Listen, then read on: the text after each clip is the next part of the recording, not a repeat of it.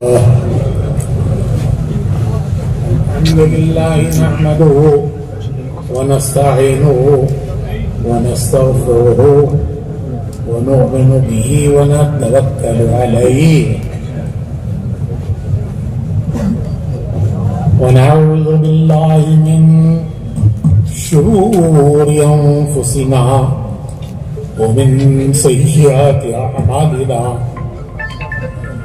ونعوذ بالله من شرور أنفسنا ومن سيئات أعمالنا من يهده الله فلا مضل له ومن يضلله فلا هادي له ونشهد أن لا إله إلا الله وحده لا شريك له ونشهد أن سيدنا ونبينا ومولانا محمدا عبده ورسوله صلى الله عليه وعلى آله وصحبه وبارك وسلم تسليما كثيرا كثيرا अम्मा बाद मुहतरम भाइयों, बुजुर्गों और दोस्तों, एक इंसान की जिंदगी की जरूरतें हैं, दूसरे इंसान की जिंदगी का मकसद है। इंसान की जिंदगी की जरूरतें अलग चीज हैं, उसकी जिंदगी का मकसद अलग चीज है। जिंदगी की जरूरतें क्या हैं, यह सब समझते हैं और उन जरूरतों को पूरा करने के लिए सब अपनी जान लगा रहे हैं कि हमारी दुनिया की जरूरतें अच्छी से अच्छी पूरी हों। उसके लिए सब जान खपा रहे हैं, अपनी जान लगा रहे हैं। इसमें मुसलमान गैर मुस्लिम की भी कोई तमीज नहीं है। ये भी अपनी जरूरतें पूरी करने के लिए जान लगा रहा है, वो भी अपनी जरूरतें पूरी करने के लिए जान लगा रहा है। मुसलमान भी लगा रहा है, गैर मुस्लिम भी लगा रहा है। इसमें कोई तमीज नहीं है। यहां तक के जानवर भी अपनी जिंदगी की जरूरतें समझता है कि मेरी जिंदगी की क्या जरूरतें हैं। वो भी अपनी जरूरतें पूरी कर रहा है। चूंटी बिल बनाती है जमीन में, परिंदे घोंसले बनाते हैं, उनमें अंडे देते हैं, बच्चे पैदा करते हैं। चूंटी जमीन के नीचे, तहकीक करने वालों ने लिखा है कि जमीन के नीचे चूंटियों के मोहल्ले हैं। जैसे जमीन पर इंसानों के मोहल्ले हैं, तो जमीन के नीचे चूंटियों के मोहल्ले हैं। और चूंटी अपनी 6 महीने की ग़िज़ा अपने गोडाउन में स्टॉक रखती है। वो गर्मियों में बाहर आती है, बारिशों में बाहर नहीं आती, क्योंकि बारिश में अगर वो बाहर आएगी तो बह जाएगी। तो वो बारिश के जमाने का अनाज, अपनी ग़िज़ा, वो गर्मी के जमाने में स्टॉक करती है।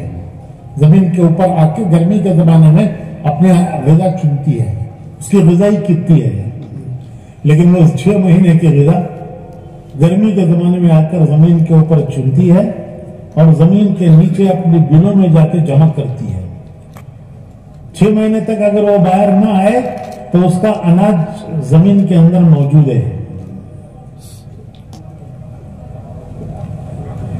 तो चूंकि और अल्लाह ने उसको ऐसा फल दिया है कि जमीन पर सैलाब आ जाए, पानी आ जाए, सैलाब आ जाए, तो उसकी बिल में पानी नहीं जाता, हालांकि वो बिल जमीन के नीचे है। तो अल्लाह ने चूंटी को ऐसा फन दिया है कि वो उसकी बिल में पानी नहीं जाता, चाहे जमीन पर पानी भर जाए, सैलाब आ जाए, उसकी बिल महफूज रहती है चूंटी की। ये अल्लाह ने उसको फन दिया है। तो भाइयों, जिंदगी की जरूरतों को जानवर भी समझता है। अरब में एक 10 साल का लड़का ऊंट की लगाम पकड़कर उसे लेके चलता है और ऊंट उस 10 साल के लड़के के ताबे हो जाता है और उस ऊंट के पीछे ऊंटों की एक कतार चलती है। हालांकि ऊंट इतना बड़ा जानवर है कि अगर वो उस लड़के के सर पर मुंह मारे तो उसका सर फल्ली की तरह फूट जाएगा। जैसे फल्ली फूटती है वैसे उसका सर फूट जाएगा। लेकिन वो जानता है कि ये लड़का जो मुझे ले जा रहा है ये मेरे मालिक का लड़का है, मेरा मालिक मेरी जरूरत पूरी करता है और ये लड़का मेरे मालिक का लड़का है। तो वो ऊंट उस 10 साल के लड़के के ताबे हो जाता है और उसकी लगाम पकड़कर वो जिधर लेके चलता है वो।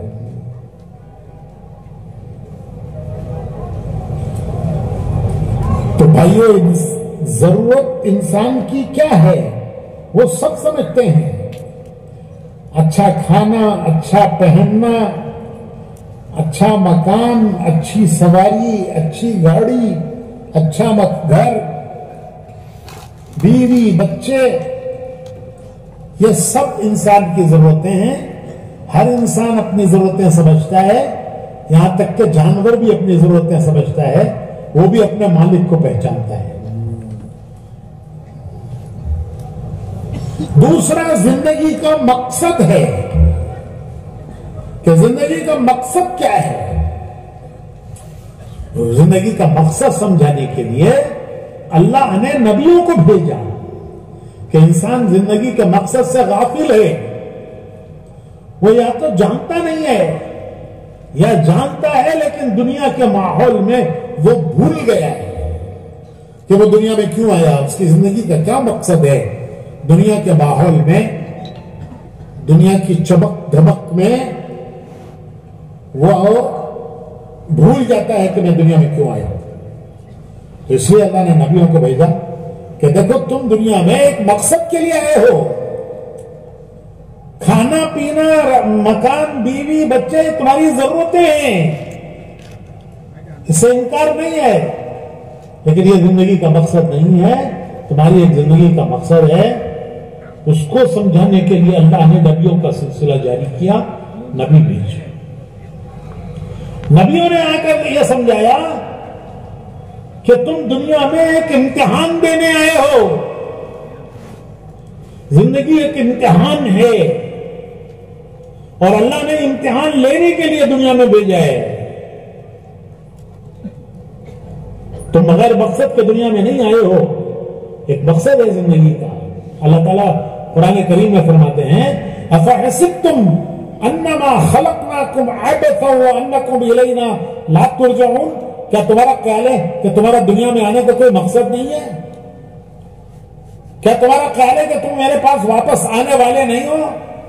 नहीं, एक मकसद के लिए तुम्हें दुनिया में भेजा है और वापस बुला के पूछूंगा कि जिस मकसद के लिए तुम्हें दुनिया में भेजा था वो मकसद पूरा करके आए कि नहीं आए। उसी का नाम हिसाब का दिन है कि जिस दिन अल्लाह हर एक से हिसाब लेगा कि जिस मकसद के लिए तुम दुनिया में गए थे वो मकसद पूरा किया कि नहीं किया।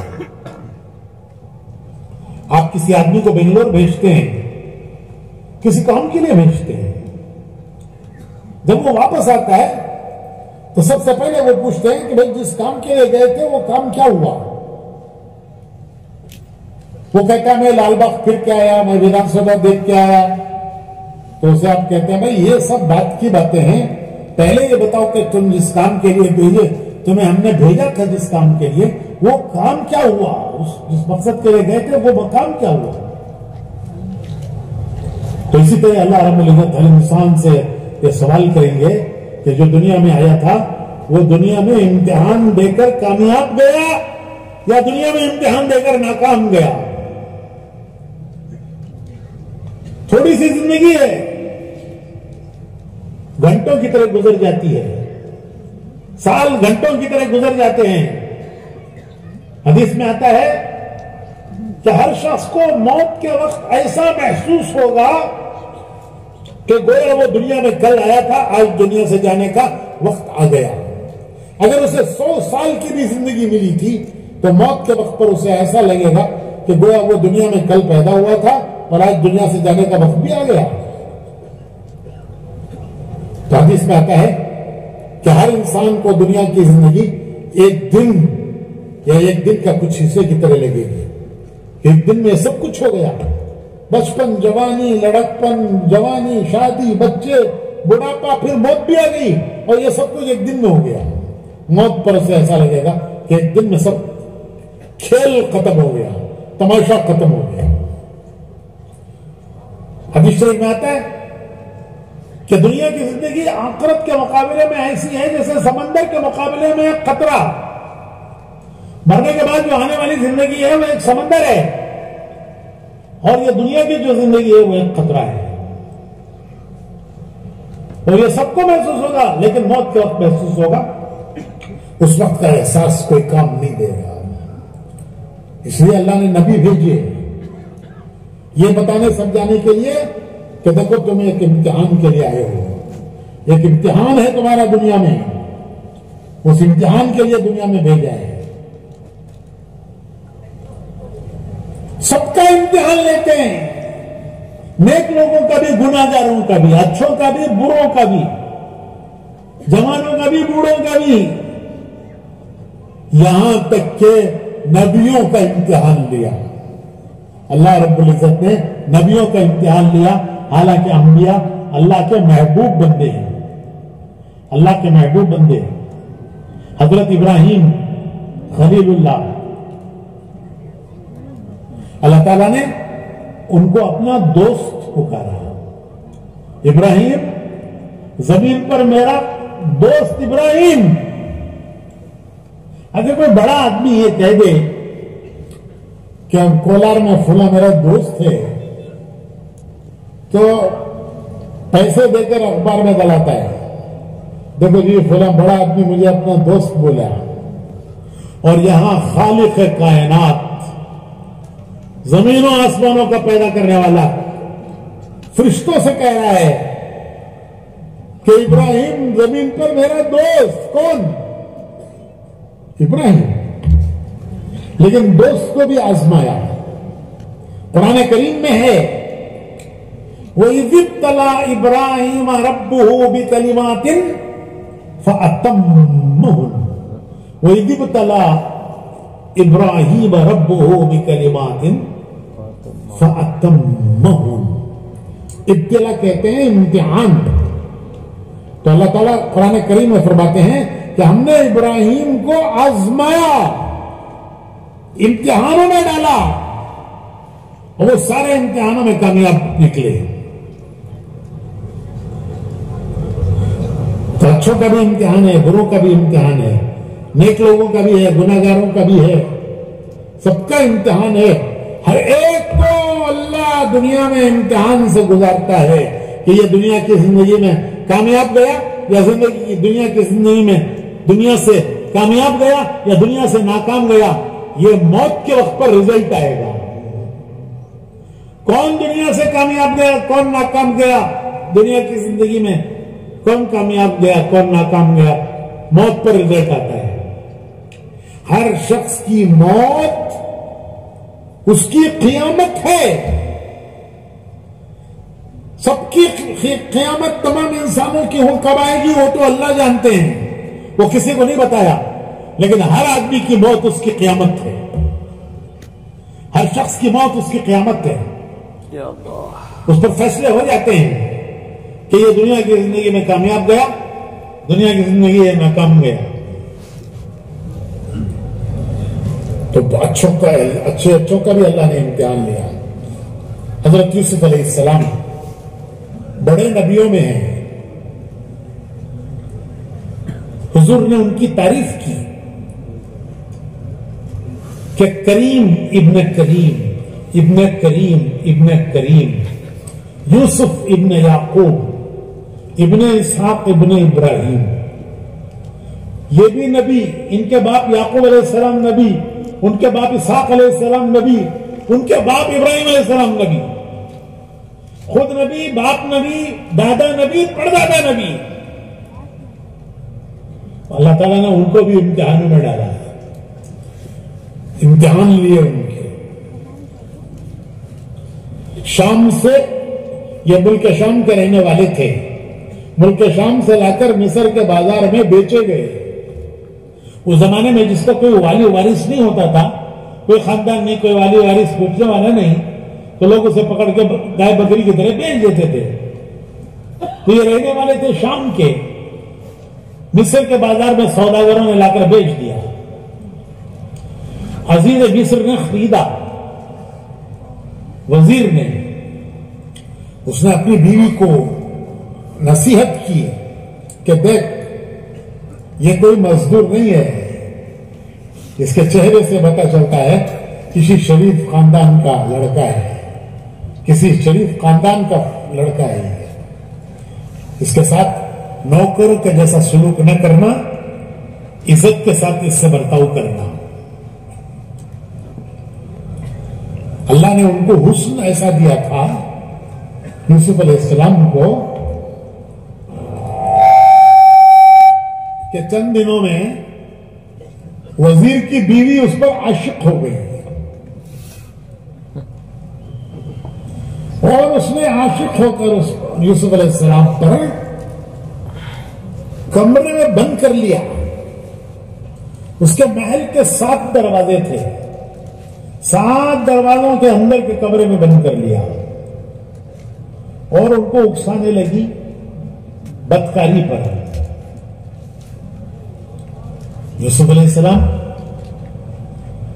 वो भागना चाहते थे, लेकिन इसने सब दरवाजे बंद करवाए थे। तो यूसुफ अलैहिस्सलाम सोचने लगे कि जहां तक मैं जा सकता हूं वहां तक तो जाऊं, देख रहे हैं दरवाजा बंद है। लेकिन यूसुफ अलैहिस्सलाम ने सोचा कि जहां तक मैं जा सकता हूं वहां तक तो जाऊं। चुनाचे वो दौड़े, दरवाजे के पास पहुंचे। जब दरवाजे के पास पहुंचे तो अल्लाह की कुदरत से दरवाजा खुला।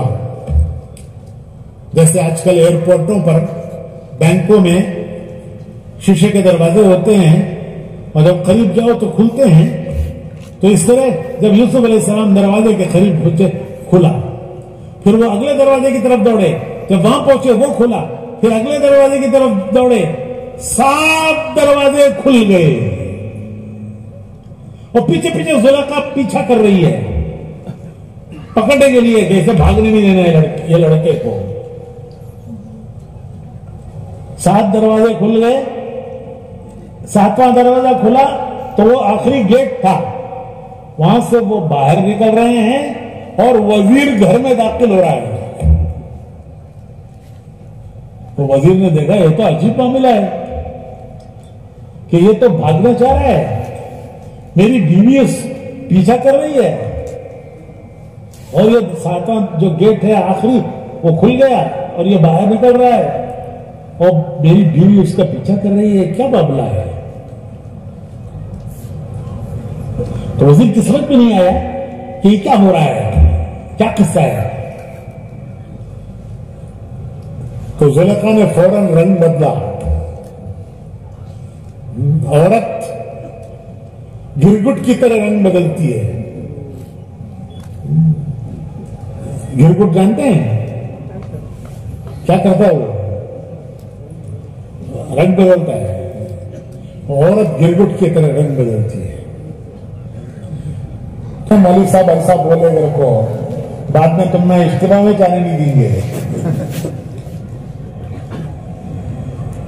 तो हुजूर फरमाते हैं औरतें शैतान का जाल हैं, यानी पकड़ने के लिए शैतान उनको इस्तेमाल करता है। जैसे मछली पकड़ना हो तो क्या पानी में हाथ डाल के मछली पकड़ेंगे? तो पकड़ने के लिए क्या करेंगे? जाल डालेंगे। तो हदीस में आता है कि शैतान अपना जाल बिछाता है औरतों से और इंसानों को पकड़ता है।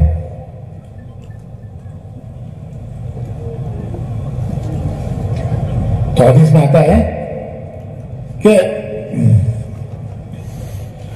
आज और ये शैतान का जाल पूरी दुनिया में फैला हुआ है, पूरी दुनिया में फैला हुआ है शैतान का जाल। और इंसान और शैतान अपना जाल बिछाकर इंसानों को इस तरह पकड़ना चाहता है जिस तरह मछली पकड़ने वाला जाल डालकर मछली पकड़ता है।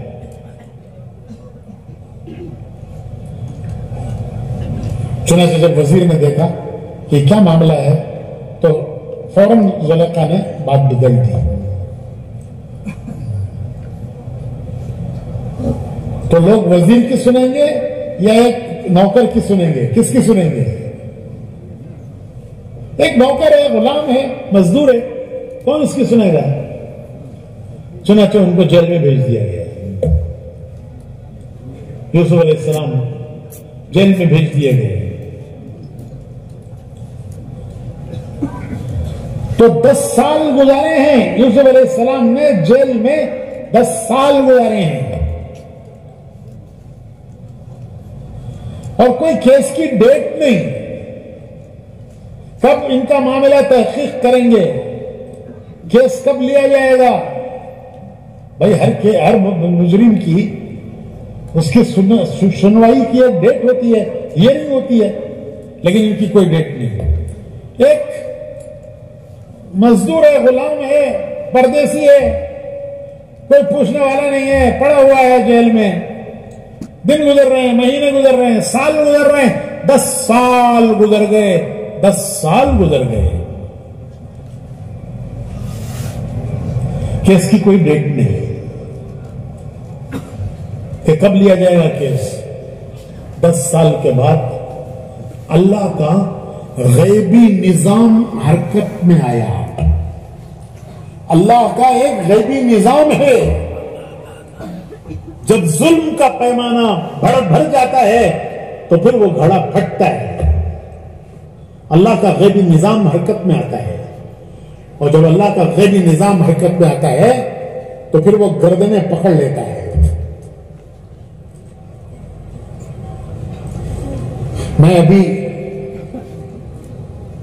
एक 15 दिन पहले बांग्लादेश से आया हूं। आज भी वाकयात हो रहे हैं, लेकिन हम इबरत से वाकया को नहीं देखते, उससे नसीहत नहीं लेते, इबरत नहीं लेते। एक किस्सा है, सुन लिया, ठीक है, नहीं, उससे इबरत, उससे नसीहत, ये मकसद होता है। तो मैं 15 दिन पहले आया हूं। एक औरत जिसने मुल्क पर 15 साल हुकूमत की, 15 साल हुकूमत की, और ऐसी हुकूमत की कि बड़ों को उसके सामने हिम्मत नहीं होती थी बोलने की, कुछ कहने की हिम्मत नहीं होती थी बड़ों को। इस तरह इतनी पावरफुल, लेकिन अल्लाह का निजाम हरकत में आया, एक गैबी निजाम अल्लाह का, और 15 साल की हुकूमत 15 घंटों में खत्म हो गई। उसके मुल्क में उसके लिए जगह नहीं रही, उसके मुल्क में उसके लिए जगह नहीं जहां 15 साल हुकूमत की। तो अल्लाह का गैबी निजाम होता है, वो हरकत में आता है। जब वो हरकत में आता है तो फिर वो होता है जो अल्लाह चाहते हैं। वो तो इज्ज़ु मन तशा वो तो ज़िल्लु मन तशा बियदिहिल खैर, वही इज्जत देता है, वही जिल्लत देता है। तो बादशाह ने ख्वाब देखा। ख्वाब की कोई ताबीर दरबार में किसी की समझ में नहीं आई। हालांकि दरबार में बड़े बड़े समझदार लोग होते थे जो बादशाह को मुल्क चलाने में उसकी मदद करते थे, मसाइल को हल करते थे, उसको मशवरा देते थे। लेकिन जब बादशाह ने अपना ख्वाब बयान किया किसी की समझ में ख्वाब नहीं आया कि ये क्या ख्वाब है। पूरा दरबार ख्वाब की ताबीर बताने से आजिज हो गया। तो एक बादशाह का मुलाजिम था जो किसी जुर्म में एक जमाने में यूसुफ अलैहिस्सलाम के साथ जेल में रह चुका था। उसे याद आया कि वो जेल में एक बुजुर्ग है ना, फरिश्ते की तरह हैं, वो एक कसूरवार बनाकर जेल में रखे गए हैं। वो बुजुर्ग, उन्होंने मुझे ख्वाब की ताबीर बताई थी, मुझे और मेरे एक साथी को, और वो ताबीर दोनों की सही निकली थी। वो बुजुर्ग इस ख्वाब की ताबीर बता सकते हैं। उसने बादशाह से कहा कि जेल में एक बुजुर्ग है, मैं उनको जानता हूं, वो आपके ख्वाब की ताबीर बता सकते हैं। बादशाह ने कहा फौरन लाओ उनको, मैं परेशान हूं कि ये क्या ख्वाब पड़ा है। तो वो दौड़ता हुआ गया यूसुफ अलैहिस्सलाम के पास कि बादशाह बुला रहे हैं। तो यूसुफ अलैहिस्सलाम कहने लगे कि भाई 10 साल से मैं याद नहीं आया, आज कैसे याद आ गया? अरे 10 साल से मैं याद नहीं आया, आज कैसे याद आ गया? तो उसने कहा कि बादशाह ने ख्वाब देखा, पूरे दरबार में कोई इसकी ताबीर नहीं बता सका, मैंने बताया कि मैं एक बुजुर्ग को जानता हूं, जेल में है, वो बता सकते हैं। तो बादशाह ने कहा उनको लेके आओ। तो यूसुफ अलैहिस्सलाम कहने लगे कि देखो मेरे ऊपर एक जुर्म है, इल्जाम है, पहले उसकी तहकीक करो। उस इल्जाम को, मेरे ऊपर उस इल्जाम के होते हुए मैं हुकूमत में हिस्सा नहीं लेना चाहता, पहले मेरे इल्जाम की तहकीक करो। जब वो तहकीक कराई गई तो पता चला कि जो इल्जाम लगाने वाली थी वो खुद मुजरिम थी और इनका दामन पाक था। जिसने इल्जाम लगाया वो मुजरिम थी और इनका दामन पाक था। तो अब इन्होंने, जब दामन पाक है, साफ हो गया मामला, तो फिर इन्होंने वो ख्वाब की ताबीर बताई। ख्वाब क्या था? बादशाह ने ख्वाब देखा, उसकी ताबीर उन्होंने बताई है कि 7 साल जबरदस्त फसल होगी। मिस्र ज़राअत का मुल्क है, खेती बाड़ी का, तो 7 साल जबरदस्त फसल होगी। उसके बाद के 7 साल कहत पड़ेगा, बारिशें नहीं होगी, कहत होगा, कहत साली होगी। तो 7 साल की फसल कहत के आने वाले 7 साल के लिए महफूज करो। तरकीब बताई कि दानों को खोशों में से न निकालो, भुट्टे में से, जितनी जितनी जरूरत है उतना उतना निकालो और निकाल के उतना उतना इस्तेमाल करो। तो 7 साल की फसल, जो जबरदस्त फसल होगी, उस फसल को कहत के 7 सालों के लिए हिफाजत से इस्तेमाल करो। और फिर 14 साल के बाद बारिशें होंगी, उस वक्त तुम्हारे पास बोने के लिए बीज भी होना चाहिए। 7 साल 14 साल के बाद जब बारिशें होंगी तो तुम्हारे पास बोने के लिए बीज भी होने चाहिए। तो बादशाह ने पूछा, बादशाह ने कहा कि ये मेरे बस का नहीं है। 15 साल का प्लान बताया उन्होंने, यूसुफ अलैहिस्सलाम ने 15 साल का प्लान बताया कि 7 साल जबरदस्त फसल, 7 साल कहत, और वो 7 साल की फसल को कहत के 7 साल इस्तेमाल करो और 14 साल के लिए बीज भी हिफाजत करो। तो यूसुफ अलैहिस्सलाम ने 15 साल का प्लान बताया। बादशाह ने कहा ये मेरे बस का नहीं है, ये काम मेरे बस का नहीं है, तुम कर सकते हो, तुम कर सकते हो। उन्होंने कहा इन्नी हफीजुन अलीम, मैं जानता हूं और मैं कर सकता हूं। तो बादशाह ने कहा कि आज से हुकूमत तुम संभालो। वो बादशाह नाम का था और हुकूमत यूसुफ अलैहिस्सलाम की थी। तो जेल, जो कैद खाने से निकालकर खजाइन मिस्र का, अल्लाह ने उनको मालिक बनाया, खजाइन मिस्र का मालिक बनाया। ये अल्लाह का गैबी निजाम था, कुदरत का निजाम था। तो भाइयों, दुनिया इम्तिहान की जगह है। अल्लाह पाक हर एक को इम्तिहान से गुजारते हैं, कभी खुशियां देकर इम्तिहान लेते हैं कभी गम देकर इम्तिहान लेते हैं, कभी सेहत देकर इम्तिहान लेते हैं, कभी बीमारियों में डालकर इम्तिहान लेते हैं। सेहत भी इम्तिहान है, बीमारी भी इम्तिहान है, खुशी भी इम्तिहान है, गम भी इम्तिहान है। कभी हालात अच्छे लाकर इम्तिहान में डालते हैं, कभी हालात बिगाड़ कर इम्तिहान में लेते हैं। खुलासा यह है कि एक जुमला याद रखिए, दुनिया में जो जिस हाल में है वो हाल उसका इम्तिहान है।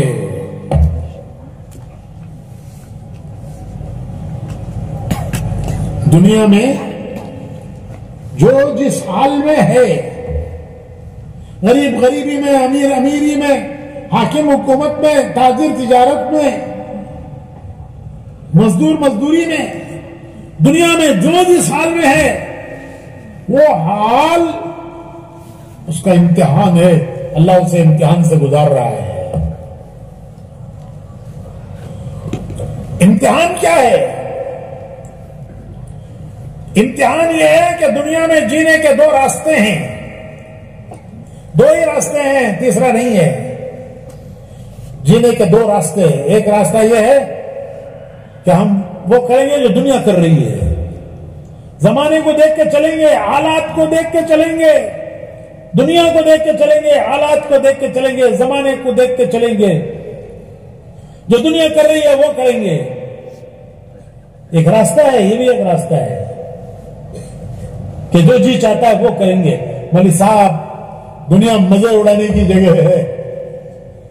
अरे भाई, ये मजे उड़ाने की जगह नहीं है, ये इम्तिहान की जगह है। तो हमारा रास्ता क्या है? हमारा रास्ता यह है कि हमने अल्लाह से एक अहद किया है। अल्लाह से हमने एक अहद किया है कि तू हमारा मालिक है, हम तेरे बंदे हैं। जब हम दुनिया में आए हैं, सबसे पहले हमारे कान में अजान दी गई है। मुसलमान के घर जब बच्चा पैदा होता है तो उसे नहला धुला कर सबसे पहले उसके एक कान में अजान देते हैं, एक कान में इकामत पढ़ते हैं। यह सिलसिला कब से शुरू हुआ? हुजूर अकरम सल्लल्लाहु अलैहि वसल्लम के नवा से हजरत इमाम हसन और फिर आप बाद में हजरत इमाम हुसैन, जब इन दोनों की पैदाइश के वक्त पर हुजूर सल्लल्लाहु अलैहि वसल्लम अपनी प्यारी बेटी हजरत फातिमा के घर आए और अपने नवासों को गोद में लेकर आपने दोनों के मौकों पर उनके कान में अजान दी और एक कान में इकामत पढ़ी। उस दिन से जब मुसलमान के घर बच्चा पैदा होगा, सबसे पहला काम ये करेंगे कि उसके कान में अजान देंगे, एक कान में उसके इकामत पढ़ेंगे, जो हमारे प्यारे नबी ने किया है। और ये अजान इकामत कोई रस्म नहीं है, ये कोई रस्म नहीं है कि बच्चे के कान में सबसे पहली आवाज क्या पड़े? क्या पढ़े? अल्लाहु अकबर, अल्लाह पढ़े।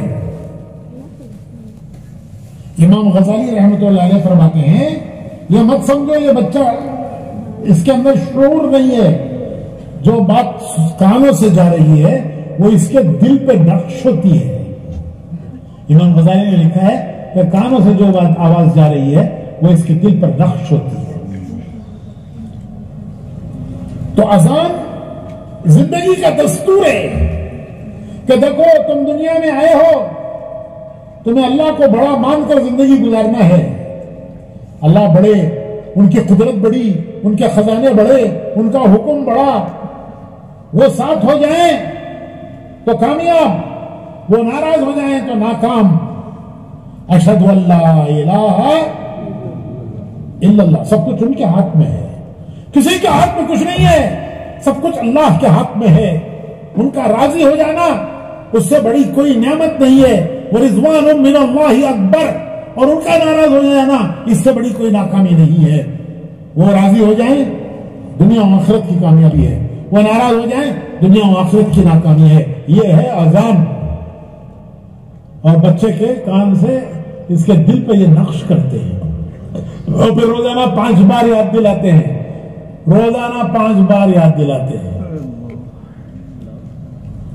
अब मरेगा मरेगा तो फिर उसे नहला धुलाकर उसकी नमाज हम पढ़ेंगे। वो अपनी नमाज खुद नहीं पढ़ सकता, अब हम उसकी नमाज पढ़ेंगे। क्योंकि मौत के वक्त पर आदमी का हाल बड़ा बुरा हो जाता है, गंदगी हो जाती है। तो उसे नहला धुलाकर, जिस तरह बच्चा पैदा होता है मां के पेट से, तो वो भी गंदगी में पैदा होता है, उसे धोकर नहला धुलाकर उसके कान में अजान देंगे। अब जब मर गया, अपना इम्तिहान पूरा कर गया, तो उसे फिर नहला धुलाकर उसकी नमाज हम पढ़ेंगे। वो अपनी नमाज नहीं पढ़ सकता, हम पढ़ेंगे और दुआ करेंगे अपने लिए भी, उस मैयत के लिए भी। जनाजे की दुआ यही है, अल्लाहुम्मा अग़फ़िर, अल्लाह माफ कर दे। अल्लाहुम्मा अग़फ़िर, ये जनाजे की दुआ है मैयत की। अल्लाहुम्मा अग़फ़िर, अल्लाह माफ कर दे। किसे माफ कर दे? ये हय्यिना, पहले हमें माफ कर। हम जो जिंदा है हमको पहले माफ कर, वो मय्यितना, और ये जो मैयत है इसे भी माफ कर। ये जनाजे की दुआ है। फिर उसे कब्र के हवाले करेंगे। मिन्हा खलक़नाकुम व फ़ीहा नुईदुकुम व मिन्हा नुख़रिजुकुम तारतन उख़रा। तुझे अल्लाह ने इसी से पैदा किया, अब हम तुझे इसी में लौटा रहे हैं, और कल क़यामत में तुझे फिर इसी से उठाया जाएगा।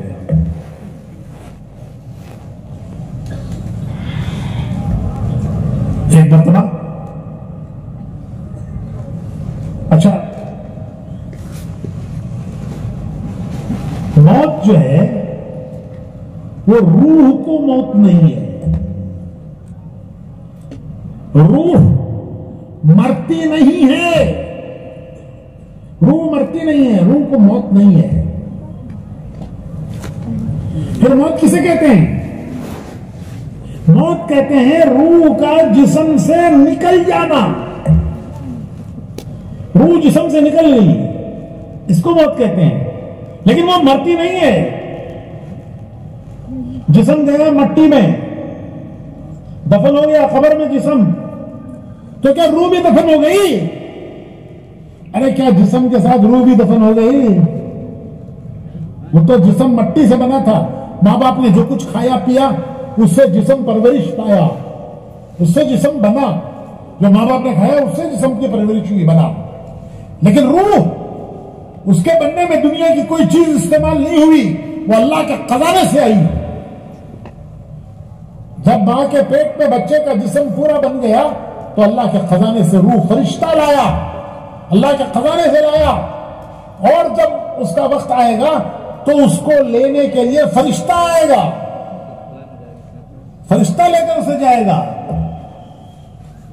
इसीलिए कहते हैं इन्ना लिल्लाहि व इन्ना इलैहि राजिऊन, कि कहां जहां से आए थे वहां गए। इन्ना लिल्लाहि व इन्ना इलैहि राजिऊन के माने हैं कि जहां से आए थे वहां गए। कहां से आई थी रूह? अल्लाह के खजाने से आई थी। कहां गई वापस? अल्लाह के खजाने में गई।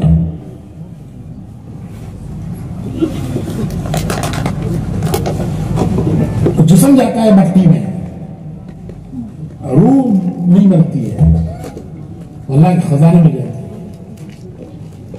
एक मरतबा हुजूर अकरम सल्लल्लाहु अलैहि वसल्लम बहुत गमज़दा थे, गम में थे। हजरत जिब्राइल आए, पूछा कि अल्लाह के रसूल सल्लल्लाहु अलैहि वसल्लम, अल्लाह पाक फरमा रहे हैं कि मैं आपको गमज़दा देख रहा हूं, किस वजह से आपको गम है? हालांकि अल्लाह सब जानता है, लेकिन तसल्ली देने के लिए। तो हुजूर ने फरमाया कि जिब्राइल, मुझे अपनी उम्मत का गम है कि इनके साथ कल मरने के बाद क्या होगा। तो हजरत जिब्राइल हुजूर को लेकर एक कब्रिस्तान में गए। वहां एक कब्र पर पर मारा कि उठ अल्लाह के हुक्म से। वो मैयत खड़ी हुई, इंतहाई खुशनुमा चेहरा, हशाश बशाश चेहरा, और वो कह रहा है अशहदु अल्ला इलाहा इल्लल्लाह व अशहदु अन्ना मुहम्मदन रसूलुल्लाह। जिब्रील अलैहिस्सलाम ने फरमाया कि वापस लौट जा। फिर हजरत जिब्रील दूसरी खबर पर गए, उस पर मारा कि अल्लाह के हुक्म से उठ, वो मैयत खड़ी हुई। तो जिब्रील अलैहिस्सलाम ने पूछा, और बड़े बुरे हाल में, बुरा हाल, और वो कह रहा है हाय मेरी तबाही, हाय मेरी बर्बादी, हाय मेरी तबाही, हाय मेरी बर्बादी।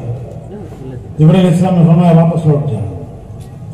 फिर हुजूर से अर्ज किया कि अल्लाह के रसूल सल्लल्लाहु अलैहि वसल्लम, जिस हाल में ये मरेंगे, जिस हाल में मरेंगे, कल क़यामत में उस हाल में उठाए जाएंगे, खबरों से उस हाल में उठाए जाएंगे। जिस हाल में मरेंगे उस हाल में खबरों से उठाए जाएंगे।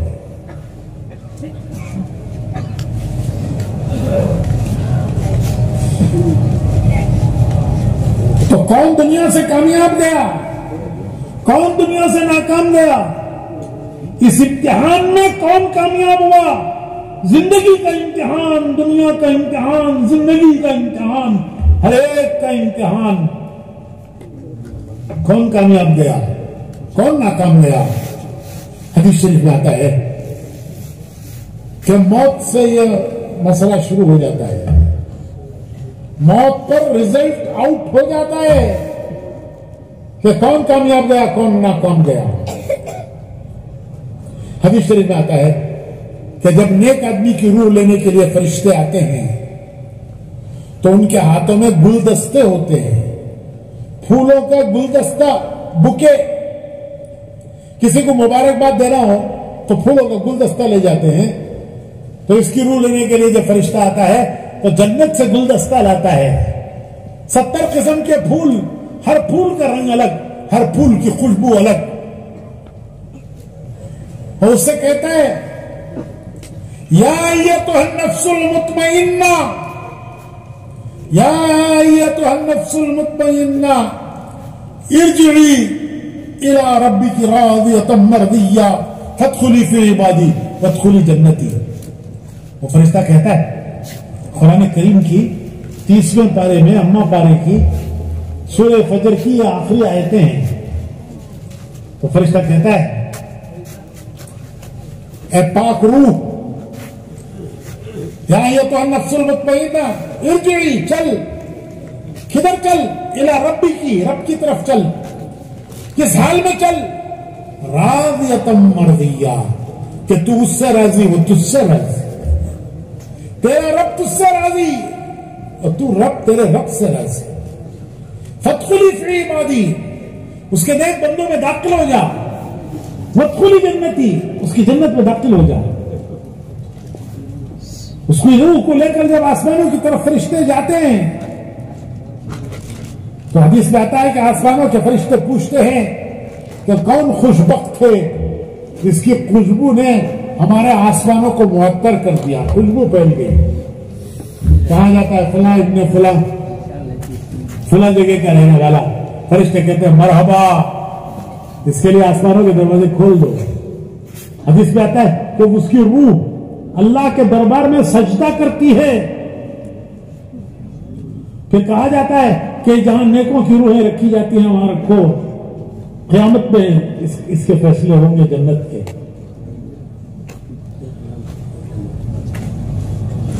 और खुदा न खास्ता अगर इसने अपनी रूह बिगाड़ी है, भाइयों, आदमी जिस्म बनाने की कोशिश फिक्र करता है, रोज जिस्म बनाने की फिक्र करता है। अरे भाई, ये तो मिट्टी में मिलने वाला है, ये तो मिट्टी की ग़िज़ा बनने वाला है। अरे वो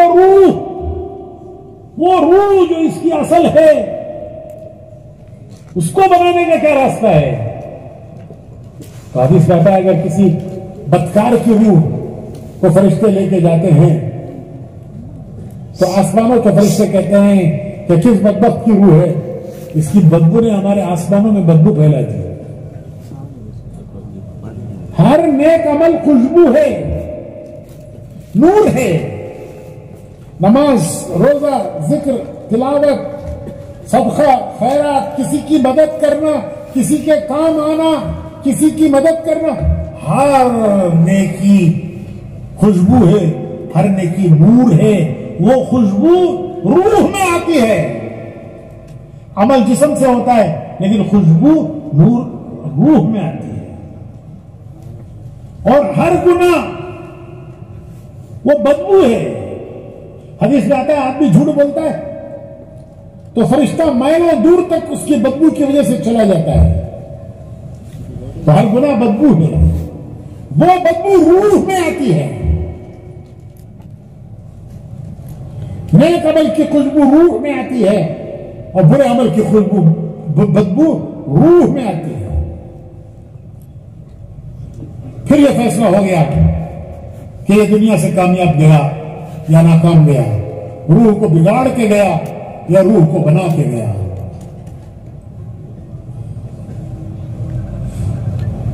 हजरत उमर रज़ी अल्लाह ताला अन्हु फरमाते हैं, हजरत उमर, कौन हजरत उमर? दूसरे खलीफा।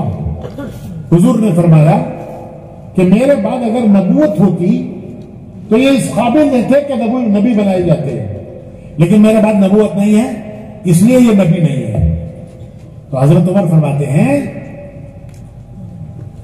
कि जिस हाल में जियोगे उस हाल में मरोगे, और जिस हाल में मरोगे क़यामत में उस हाल में खबरों से उठाए जाओगे।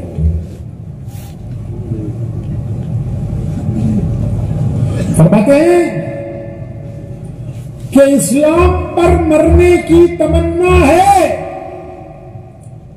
मुसलमान जज्बाती है, मुसलमान जज्बात, दिन के लिए जान दे देंगे, दिन के लिए जान दे देंगे, जान दे देंगे। अरे कोई मुर्गी की जान है, जुबा करके खा जाएगा। अरे कोई मुर्गी की जान है, जुबा करके खा जाएगा। दिन के लिए जान दे देंगे, जान दे देंगे।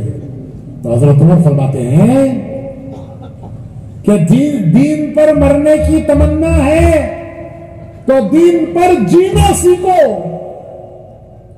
तमन्ना है दीन पर मरने की कि अल्लाह दीन पर मौत दे, इस्लाम पर मौत दे, ईमान पर मौत दे, तो दीन पर जीना सीखो।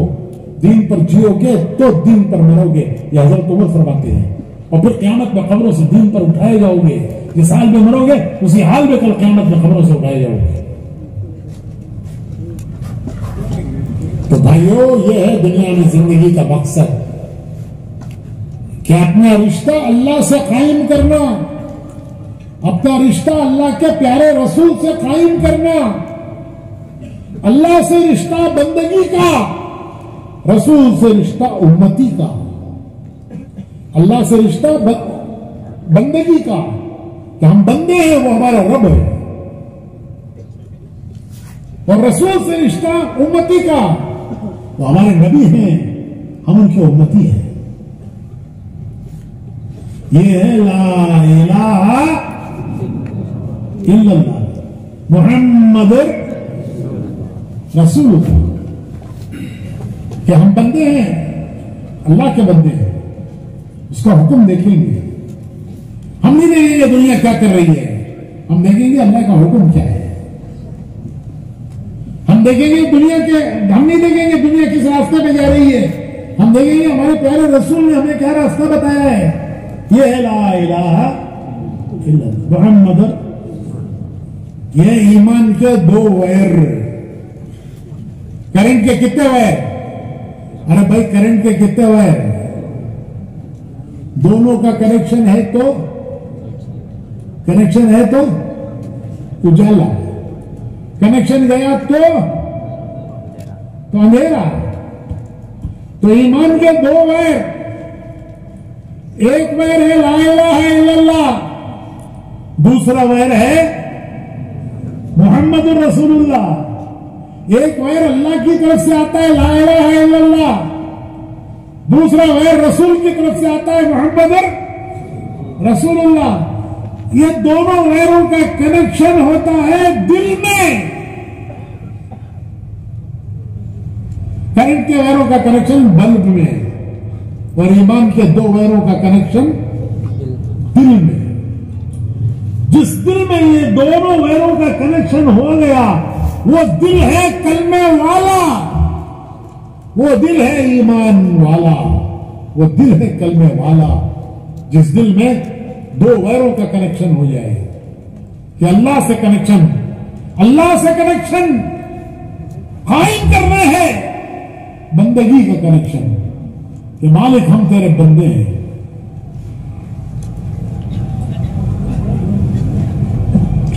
अल्लाह ने अपने प्यारे रसूल से फरमाया, ए मेरे प्यारे रसूल, अगर मेरे बंदे आपसे पूछें कि हमारा रब कहां है, अगर मेरे बंदे आपसे पूछे हमारा रब कहां है, तो कह दीजिए वो तुम्हारे करीब है। वइज़ा सअलका इबादी, आमतौर पर खतीब लोग जुमा के खुतबे में ये आयत पढ़ते हैं, वइज़ा सअलका इबादी, अगर मेरे बंदे आपसे पूछे अन्नी, मेरे बारे में, अल्लाह कहता है, तो कह दीजिए फइन्नी करीब, वो तुम्हारे करीब है, वो तुम्हारे करीब है। कितना करीब, वनहनु अक़रबु इलैहि मिन हब्लिल वरीद, तुम्हारी जान की रख से ज्यादा तुम्हारा अल्लाह करीब है। वो अल्लाह जिसके सामने हम हाथ बांध के खड़े होते हैं, वो अल्लाह जिसके सामने हम सर झुकाते हैं, नाक रगड़ते हैं, माथा टेकते हैं, नाक रगड़ते हैं, हाथ फैलाकर अपनी हाजतें जरूरतें मांगते हैं, दामन पसारते हैं, वो अल्लाह कहां है? तो अल्लाह पाक कुरान में कहता है कि कह दीजिए वो तुम्हारे करीब है। कितना करीब है? वनहनु अक़रबु इलैहि मिन हब्लिल वरीद, तुम्हारी जान की रख से ज्यादा तुम्हारे करीब है। उजीबु दावत दाई इज़ा दान, मेरे बंदो मुझसे मांगो, अरे मेरे बंदो मुझसे मांगो, मैं तुम्हारी सुनता हूं, मैं तुम्हारी सुनता हूं, तुम्हारी फरियाद को पहुंचता हूं, तुम्हारी पुकार सुनता हूं, पूरी करता हूं। उजीबु दावत दाई इज़ा दान, अरे मुझसे मांगो, किसी ज़बान में मांगो, नमाज में तो कुरान पढ़ना है, दुआ किसी ज़बान में मांगो, उर्दू में मांगो, कन्नड़ में मांगो, किसी ज़बान में मांगो, वो दिल की धड़कनें सुनता है।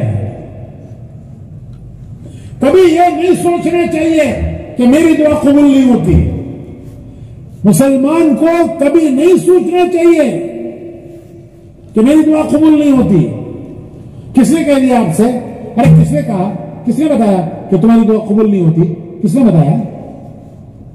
अरे किसने बताया कि तुम्हारी दुआ कबूल नहीं होती? हमारे प्यारे रसूल तो ये फरमाते हैं, हुजूर तो ये फरमाते हैं कि हर फर्ज नमाज के बाद एक दुआ कबूल होती है। हर फर्ज नमाज के बाद फर्ज नमाज पढ़ी, दुआ मांगी, मांगो जो मांगना है मांगो, छोटी से छोटी चीज मांगो, बड़ी से बड़ी चीज मांगो। तो हदीस में आता है हर फर्ज नमाज के बाद एक दुआ कबूल होती है। जब तक खुद वो कहने न लगे कि मेरी दुआ तो कबूल नहीं होती, जब वो खुद कहने लगे तो अल्लाह कहता है जा, तेरे बात तेरे गुमान के मुताबिक तेरे साथ फैसला। अल्लाह तो कहता है कि तेरी हर दुआ कबूल। हाँ, दुआ कबूल होने के 3 तरीके हैं, वो समझना चाहिए। एक तरीका दुआ कबूल होने का यह है कि जो मांगा मिल गया, तो आदमी समझता है मेरी दुआ कबूल हो गई, कि मैंने मांगा था वो मुझे मिल गया। कभी ये ऐसी चीजें मांगता है जो इसके लिए मुसीबत बन जाएंगी।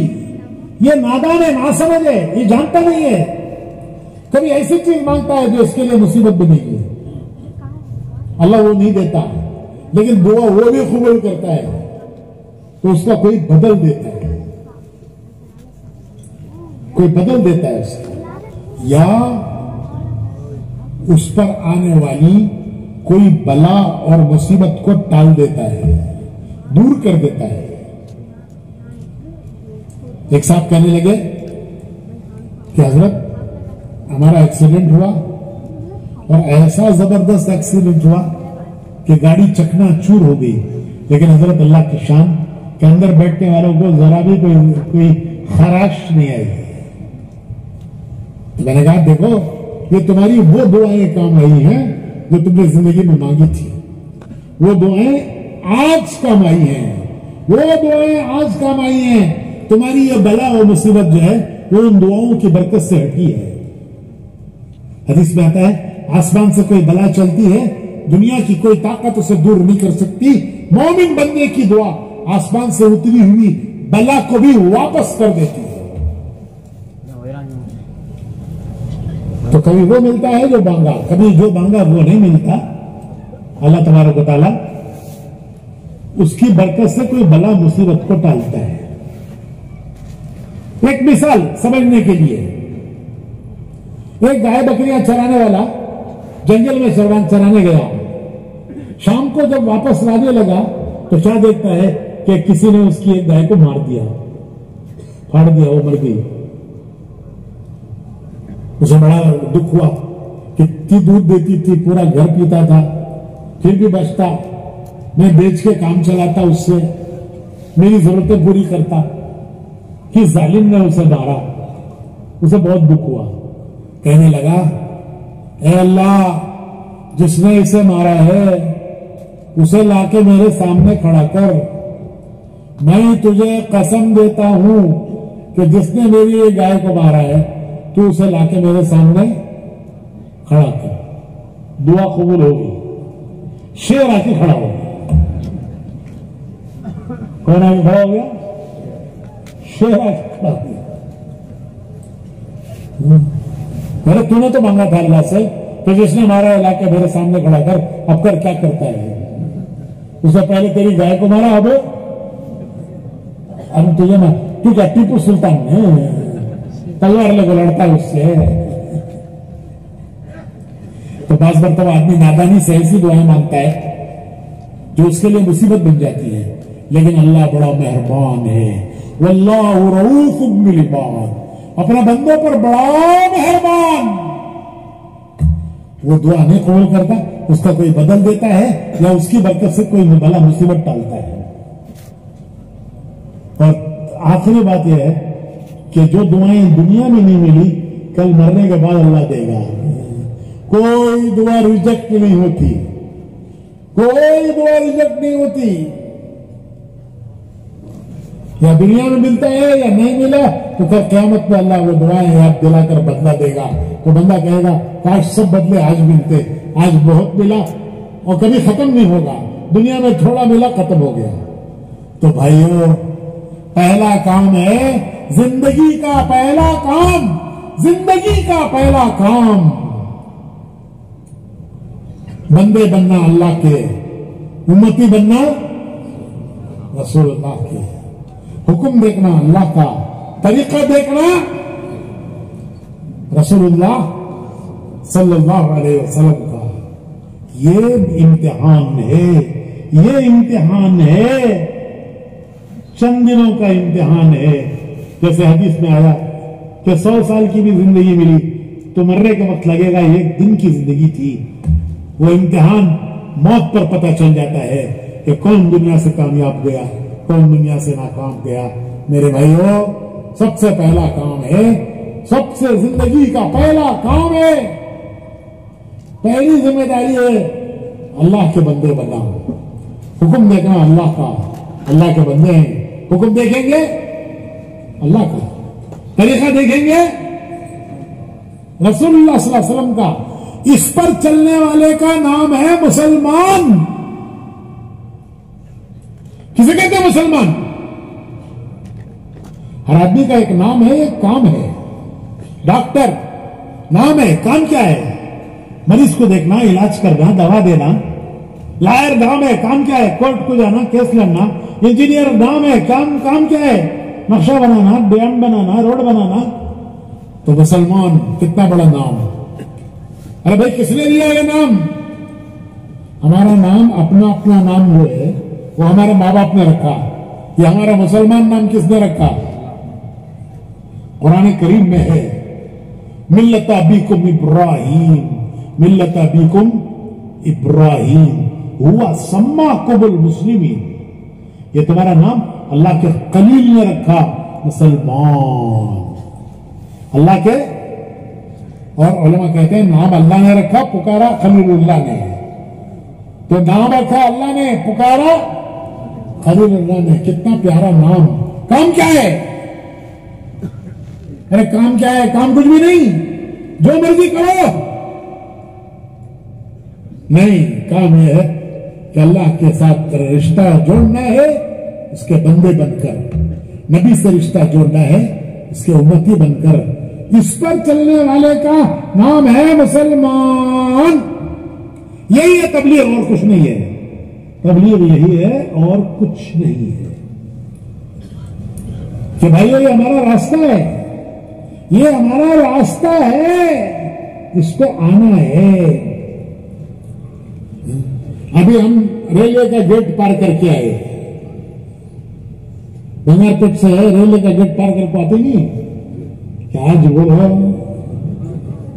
रेलवे गेट है ना, कितने पटरियां?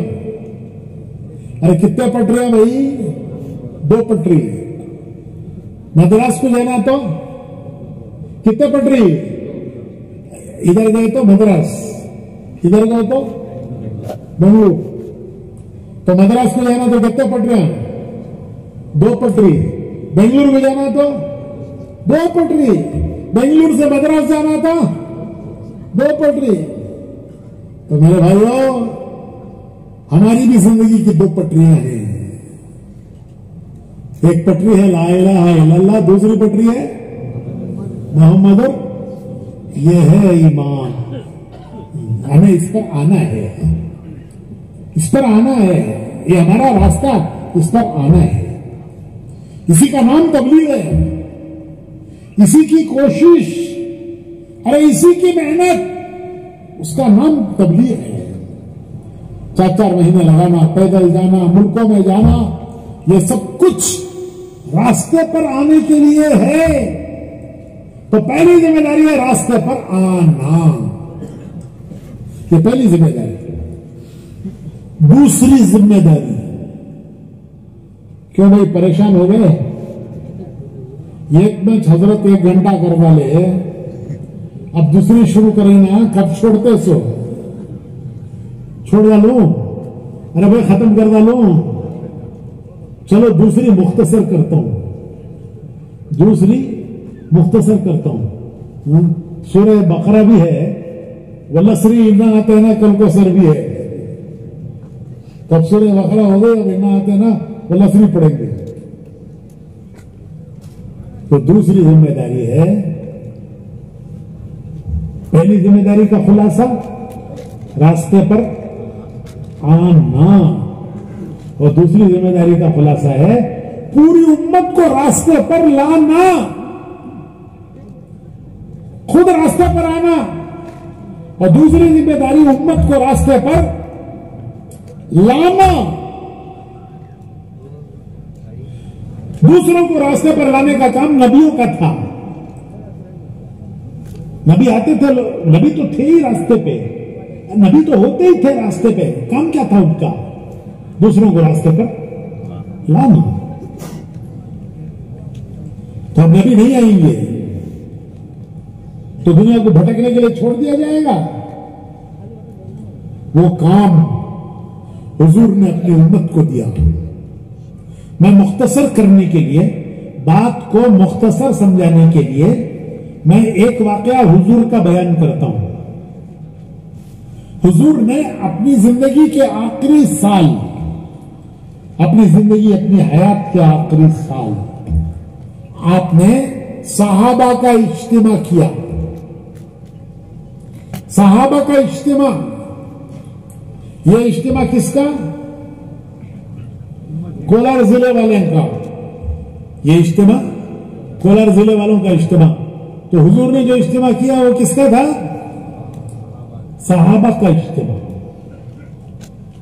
अरफात का मैदान, वो मुबारक मैदान अरफात का कि जहां हज के दिनों में कोई गुजर जाए तो जिंदगी भर के गुनाह माफ हो जाते हैं। हज के दिनों में अरफात के मैदान से कोई गुजर जाए तो उसकी जिंदगी भर के पूरे गुनाह माफ हो जाते हैं। वो मुबारक मैदान अरफात का और इज्तिमा सहाबा का और बयान हुजूर सल्लल्लाहु अलैहि वसल्लम। पूछते नहीं किसका बयान भाई आज? तो वहां किसका बयान था? हुजूर का बयान। मजमा किसका था? इज्तिमा कहते हैं मजमा जमा करने को, तो वहां इज्तिमा था किसका? सहाबा का। बयान किसका? हुजूर का। मैदान कौन सा? अरफात का।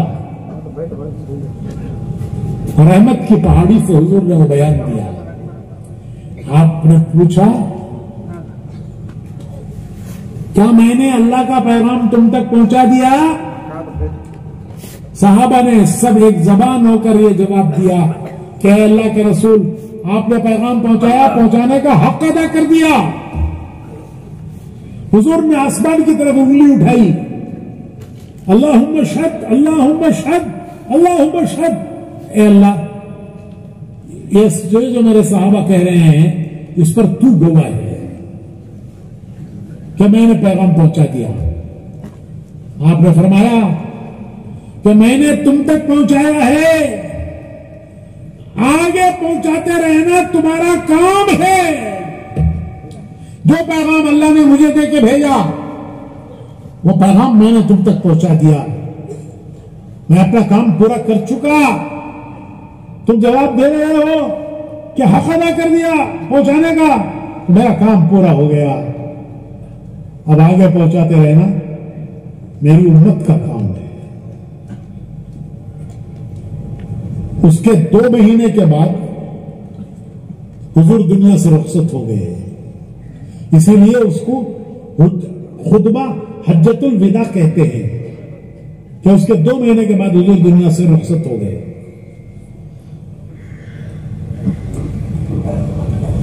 भाइयों, सहाबा उस पैगाम को लेकर चले। वो मैसेज हज्जतुल विदा का मैसेज, हुजूर का मैसेज, सहाबा उस पैगाम को लेकर चले, दुनिया के कोनों कोनों में पहुंच गए और दुनिया के इंसानों को पैगाम पहुंचाया।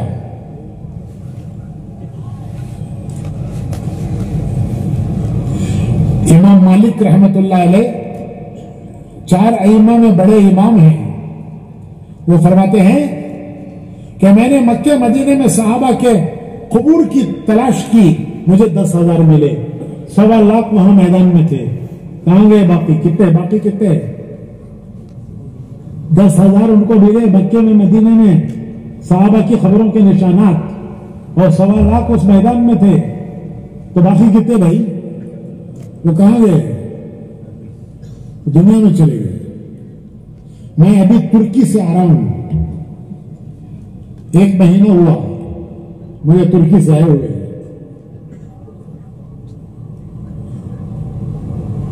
तुर्की में 24 सहाबा के बाजारात हैं। इस्तांबुल में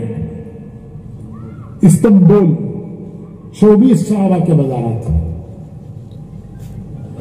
हुजूर के मदीने के सबसे पहले मेजबान जिनको यह सआदत और खुशनसीबी मिली कि हुजूर उनके घर में 7 महीने रहे। जब हुजूर हिजरत करके मदीना आए तो आपका घर तो मक्के में था, छूट गया। मदीने में आपका कोई घर नहीं था। जाहिर बात है कि आप किसी के घर ठहरेंगे तो मदीने का कौन शख्स ऐसा होगा कि जिसका की तमन्ना ना हो कि हुजूर मेरे घर ठहरे। हुजूर ने फरमाया मेरी ऊँटनी को छोड़ दो, वो जहां जाके बैठेगी वो अल्लाह का इशारा होगा, मैं उसके घर ठहरूंगा। तो आपने अपनी ऊँटनी को झीला छोड़ दिया। वो चलते चलते चलते आके हजरत अबू अयूब अंसारी के घर पे बैठे। तो हुजूर ने फरमाया ये अल्लाह का इशारा है, मैं इनके घर ठहरूंगा। तो 7 महीने हुजूर हजरत अबू अयूब अंसारी के घर ठहरे। 7 महीने के दौरान मस्जिद नबवी बनी, हुजूर के लिए हुजरा बना और हुजूर हजरत अबू अयूब अंसारी के घर से उस हुजरे में मुंतकिल हो गए। 7 महीने के बाद 7 महीने हजरत अबू अयूब अंसारी का घर हुजूर का घर था। वो अबू अयूब अंसारी हुजूर के पहले मेजबान जिनको यह सादत खुशनसीबी मिली कि 7 महीने हुजूर उनके घर ठहरे, उनका मजार है इस्तांबुल में। हम जियारत करके आए हैं उसकी, हम उसकी जियारत करके आए हैं। जमात जा रही थी तुर्की, हजरत अबू अयूब बोले मैं भी जाता हूं। उनके बच्चों ने कहा कि अब्बा जान आप बूढ़े हो गए, माजूर हो गए, अल्लाह ने आपको माजूर करार दिया है, आपकी तरफ से हम जाते हैं, आप यहीं रहें मदीने में। कहने लगे नहीं तुम भी जाओ, मैं भी जाता हूं। चुनाचे वो चले गए। तुर्की बहुत दूर की जगह है, बहुत दूर की जगह है। इस्तांबुल एक ऐसा शहर है कि जिसका कुछ हिस्सा यूरोप में है, कुछ हिस्सा एशिया में है। वो एशिया यूरोप को मिलाता है। शुमाल की तरफ यूरोप है, जुनूब की तरफ एशिया है। इतनी दूर उस जमाने में, अब भी दूर है, उस जमाने तो बहुत दूर था। वहां जाके बीमार हो गए हजरत अबू अयूब अंसारी। उनकी तीमारदारी के लिए अमीर साहब आए। अमीर साहब को अंदाजा हो गया कि ये दुनिया से जाने वाले हैं। खुद अबू अयूब अंसारी को भी अंदाजा हो गया कि मेरे दुनिया से जाने का वक्त आ गया है। तो अमीर साहब पूछते हैं कि साहबी और रसूल आपकी कोई आखिरी तमन्ना, आरज़ू, ख्वाहिश? मैं पूरा करने के लिए तैयार हूं। क्या कहते हैं हजरत अबू अयूब अंसारी? वहां जो उनके मजार पर पत्थर लगा है, उस पत्थर पर लिखा है, पत्थर पर लिखा हुआ है। अबू अयूब अंसारी कहते हैं मेरा अगर इंतकाल हो जाए, मेरी मैयत को भी लेके चलो और जो तुम्हारी मंजिल हो वहां मुझे दफन करना। इंतकाल हो गया, वसीयत के मुताबिक मैयत लेके चले। मंजिल थी इस्तांबुल, वहां किले की दीवार के नीचे दफन किया। ये थी उनकी कुर्बानियां। कोई मामूली कुर्बानी नहीं थी, अरे उनकी सबसे बड़ी कुर्बानी, उन्होंने मक्का मदीना छोड़ा। उन्होंने मक्का मदीना छोड़ा। आज हम हड्डियां छोड़ने तैयार नहीं है। हमें 4-4 महीने जाओगे तो हड्डियां से मोहब्बत है। सड़े सो हड्डियां, सड़को सड़की। उन्होंने क्या छोड़ा? अरे मक्का मदीना छोड़ा। दुनिया के किनारों में जाकर बस गए और अल्लाह का पैगाम अल्लाह के बंदों को पहुंचा दिया। इसकी बरकत है कि आज तुर्की में कोई गैर मुस्लिम नहीं है, सब मुसलमान। हां, कोई कारोबार के लिए गया, कोई घूमने गया या कोई दफ्तरी काम से गया तो वो गैर मुस्लिम हो सकता है, वरना तुर्क कौम पूरी की पूरी कौम मुसलमान है।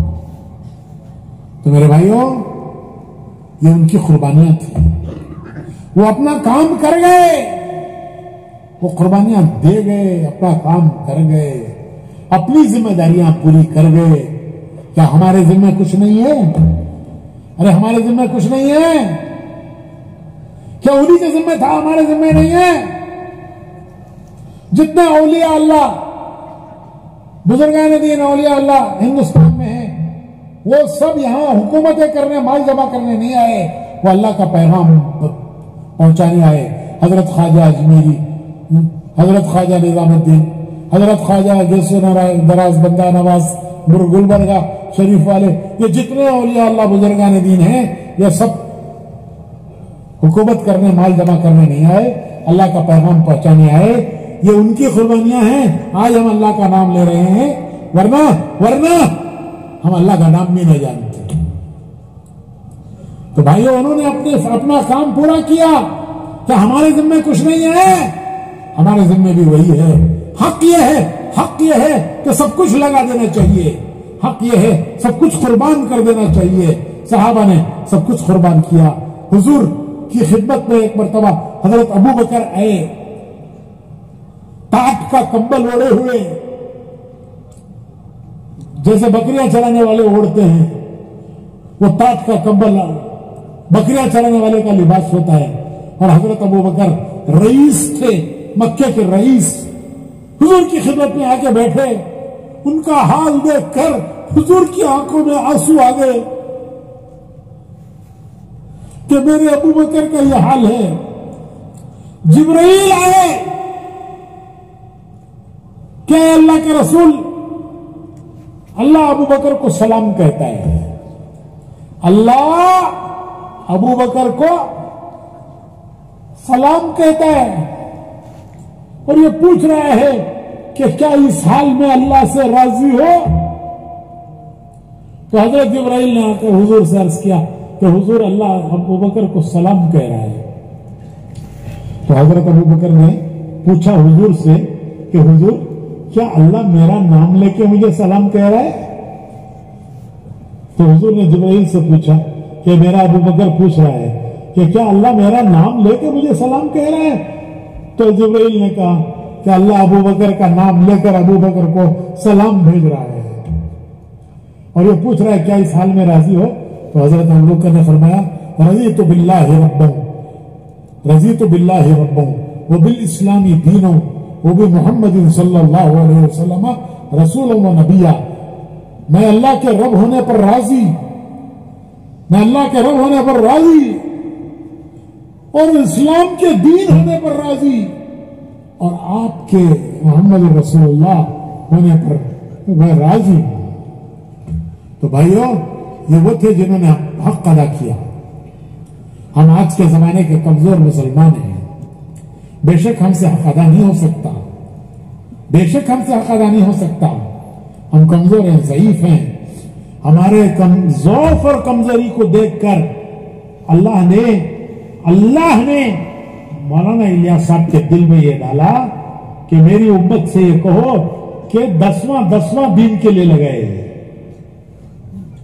हक यह है कि सब कुछ लगाओ तो भी हक अदा नहीं होता, लेकिन हम कमजोर जमाने के ज़ईफ मुसलमान हैं।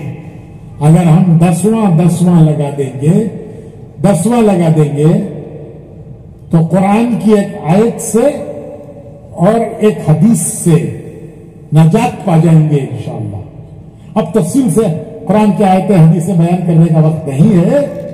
कुरान की एक आयत और हुजूर की एक हदीस ये बताती है कि आखिर जमाने का मुसलमान अगर वो 10वां भी लगा देगा तो नजात पा जाएगा।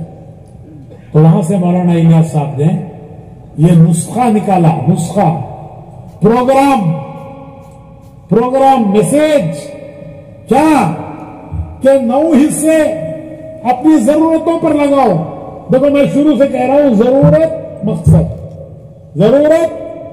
मकसद, खाना पीना, बीवी बच्चे, मकान, कारोबार, जरूरत और मकसद ये जो बयान किया है। तो 9 हिस्से अपनी जरूरतों पर लगाओ, 9 हिस्से, एक हिस्सा दीन के लिए लगाओ, 10वां हिस्सा दीन के लिए लगाओ।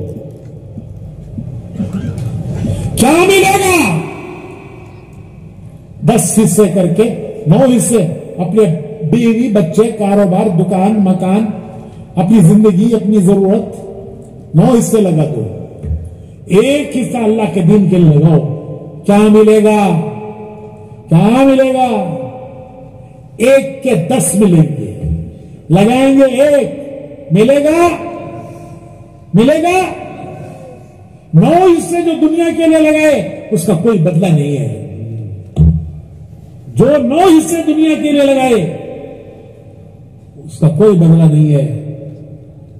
दुनिया से जाते हुए सिकंदर की तरह खाली हाथ जाएगा। दुनिया फतह करने वाला सिकंदर, खाली हाथ गया। 9 हिस्से दुनिया के लिए लगाए उसका कोई बदला नहीं, लेकिन एक हिस्सा जो दीन के लिए लगाया उसका बदला क्या मिलेगा भाई? 1 के 10। 1 लगाएंगे, अल्लाह बदला देगा 10। मरते वक्त बदला मिलेगा 10 का। यहां से मौलाना इलियास साहब ने ये पैगाम दिया कि भाइयों हर एक का 10वां लगाओ, रोजाना का 10वां 2.5 घंटे, 24 घंटे का 10वां, बोलो भाई 2.5 घंटे, 2.5 घंटे लगाएंगे।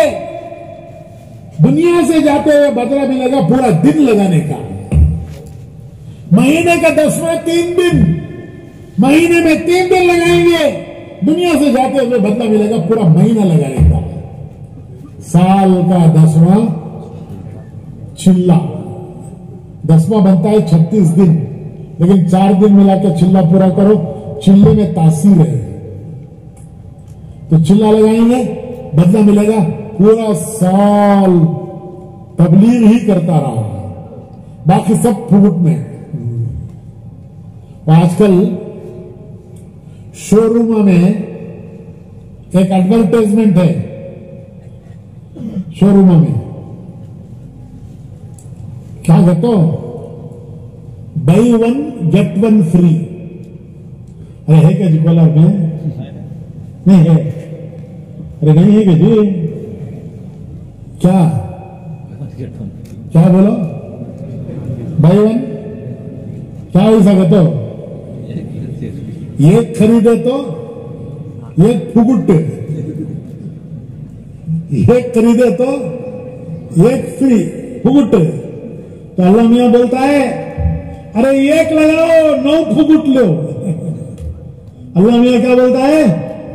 एक लगाओ 9 फुगुट लो। अरे कोई है ऐसा देने वाला? अरे कोई है ऐसा देने वाला? अरे कोई है ऐसा देने वाला?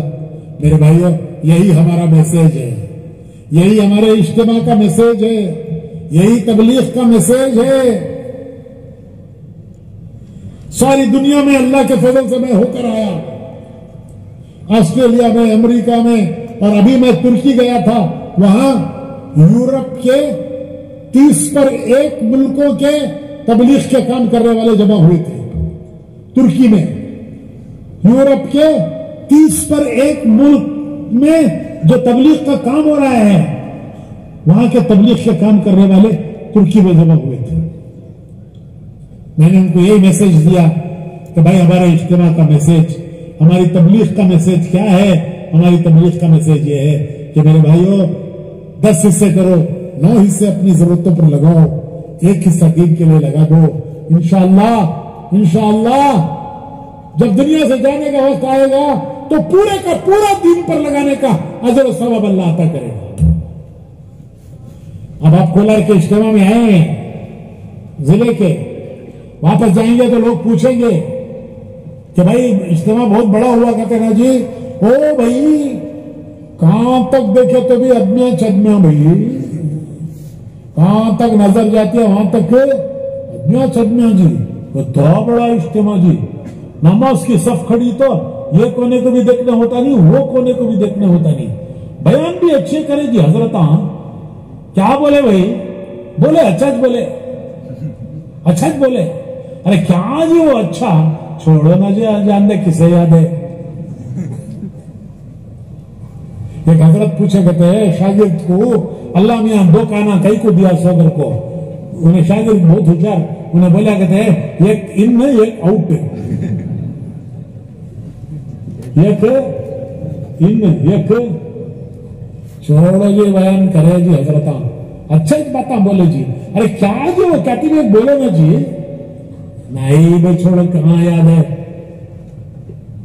नहीं भाइयों, खाली दिल दिमाग यहां से मत जाओ, यहां से खाली दिल दिमाग मत जाओ, अपने दिलों में उतारो, अपने दिमागों में उतारो, फिर इंशाअल्लाह रूह में उतरेगा, रूह में उतरेगा।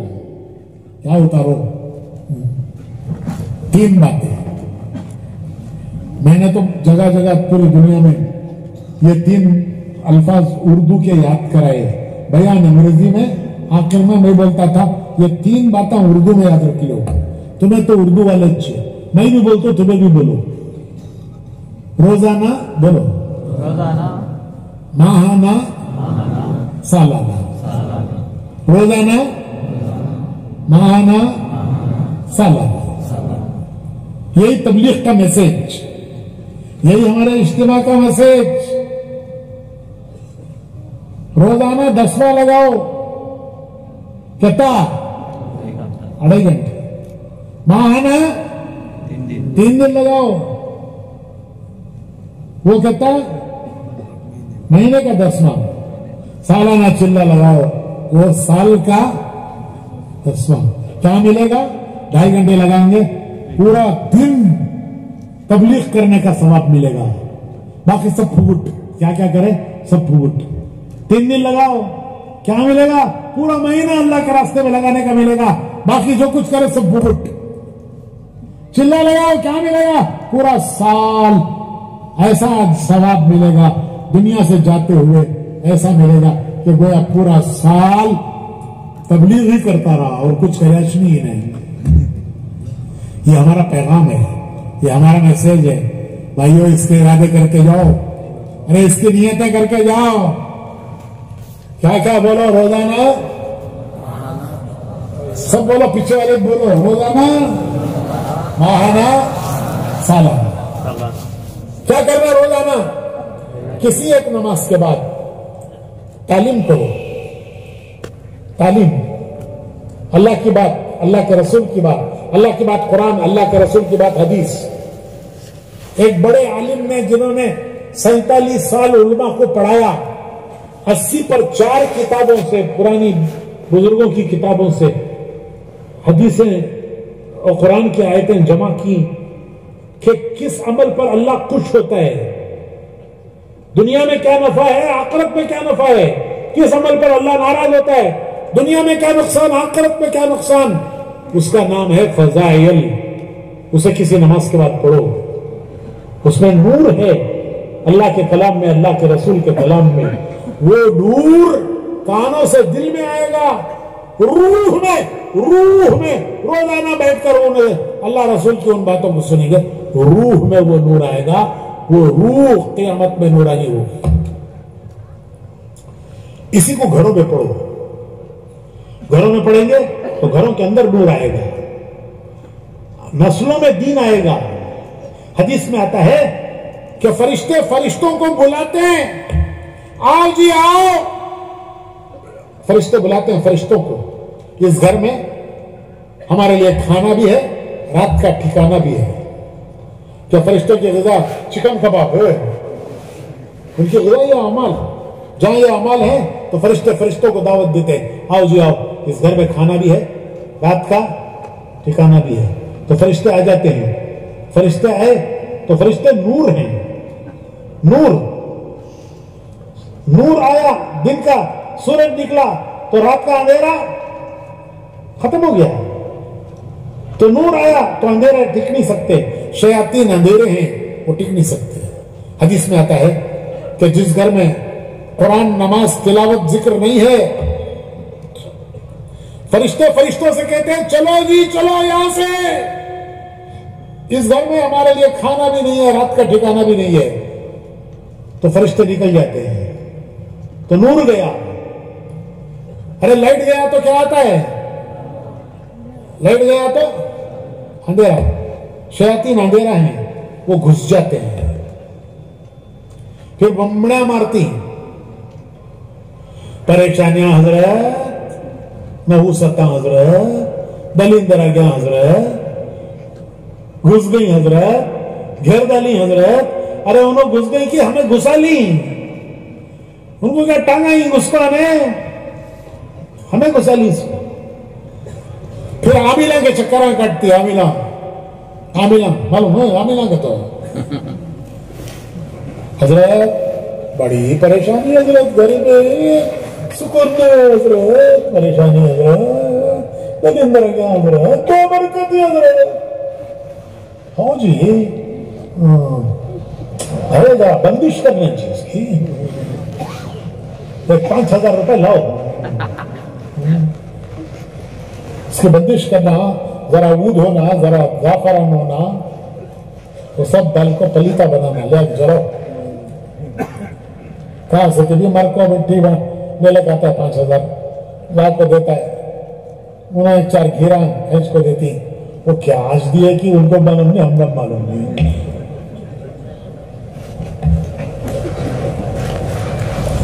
डॉक्टर दवाई दिया तो मालूम होता है, गोली दिया, कैप्सूल दिया, ये पलीते में क्या मालूम होता है वो क्या दिए गए को। फिर जरा उसके बाद आते हैं हजरत, जर्रे दिन असर था हजरत उसका, फिर वैसा चल रहा हजरत। पहले कैसा था कि वैसा चल रहा हजरत, क्या भी करो हजरत। नहीं जी, मामला जरा सख्त है जी, बंदिश जरा मजबूत करना चाहिए, लोबन होना, ऊद होना, सब होना, 10,000 रुपए होना जी कम से कम होंगे हजरत। आसिफ भी लाता हूँ, क्या भी करो। अरे अल्लाह के बंदे, हुजूर बोल रही वो सुनता नहीं, आमिर बोल रही वो सुनता है, पलीते जला बोल पलीते जलाता है, कैसे देता है। हुजूर बोल रही नमाज पढ़, कुरान पढ़, तिलावत कर, जिक्र कर, तालीम कर, तेरे घर से नवसतें दूर हो जाएंगी, टिक नहीं सकती बलाएं, वो करने तैयार नहीं, वो आमिर क्या की बोला वो कर रहा है। तो भाइयों, अल्लाह उसके रसूल की बातें हैं, उस पर नूर है।